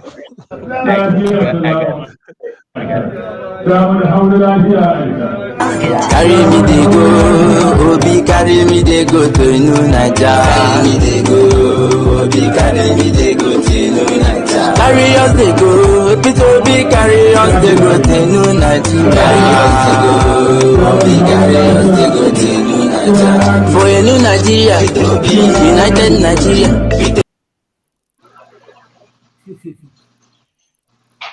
All right, that's a little bit of that. I didn't watch it before showing it. I didn't know there was a music playing. I want to thank everybody for joining us. Ralph, thank you so much for being here. I wrote off one question. Yeah, okay. Go ahead. How do we get your notification when you are coming online? Okay, yeah, that's what I just told somebody. You can send me a private chat here. I will add you on the list. We are here on Sundays and Saturdays. Saturdays at 11, Sundays 11:30, New York time. If you can get it automatic, YouTube, you can just press. You can get it a day in advance if you are a Concosia. Yeah, exactly. Exactly. You can also subscribe to Dr. I don't know about the Kwankwasia people. Just if you subscribe to on YouTube channel, then you get it. I already subscribed to the YouTube channel already. Okay, so you should be getting it. Yeah, hit the there's a bell. Yeah, I know that. Okay, is the Concourse still in the race? Oh, very much in the race, very much. All right, very much. James, thank you so much for being here. When is he coming to Ogun State? When is he coming to Ogun State? Hang on. I thought they've privatized the NNPP. Anyway, thank you for being here. I thought they privatized it. Thank you so much for being here. Okay, thank you for being here. Ralph, Gary, thank you for being here. Son of God, thank you. Maureen, thank you. Sydney, thank you. And we'll see you next week with a new guest. Mr. Moruyi, where are you? Okay, so double, sir. Double, bro.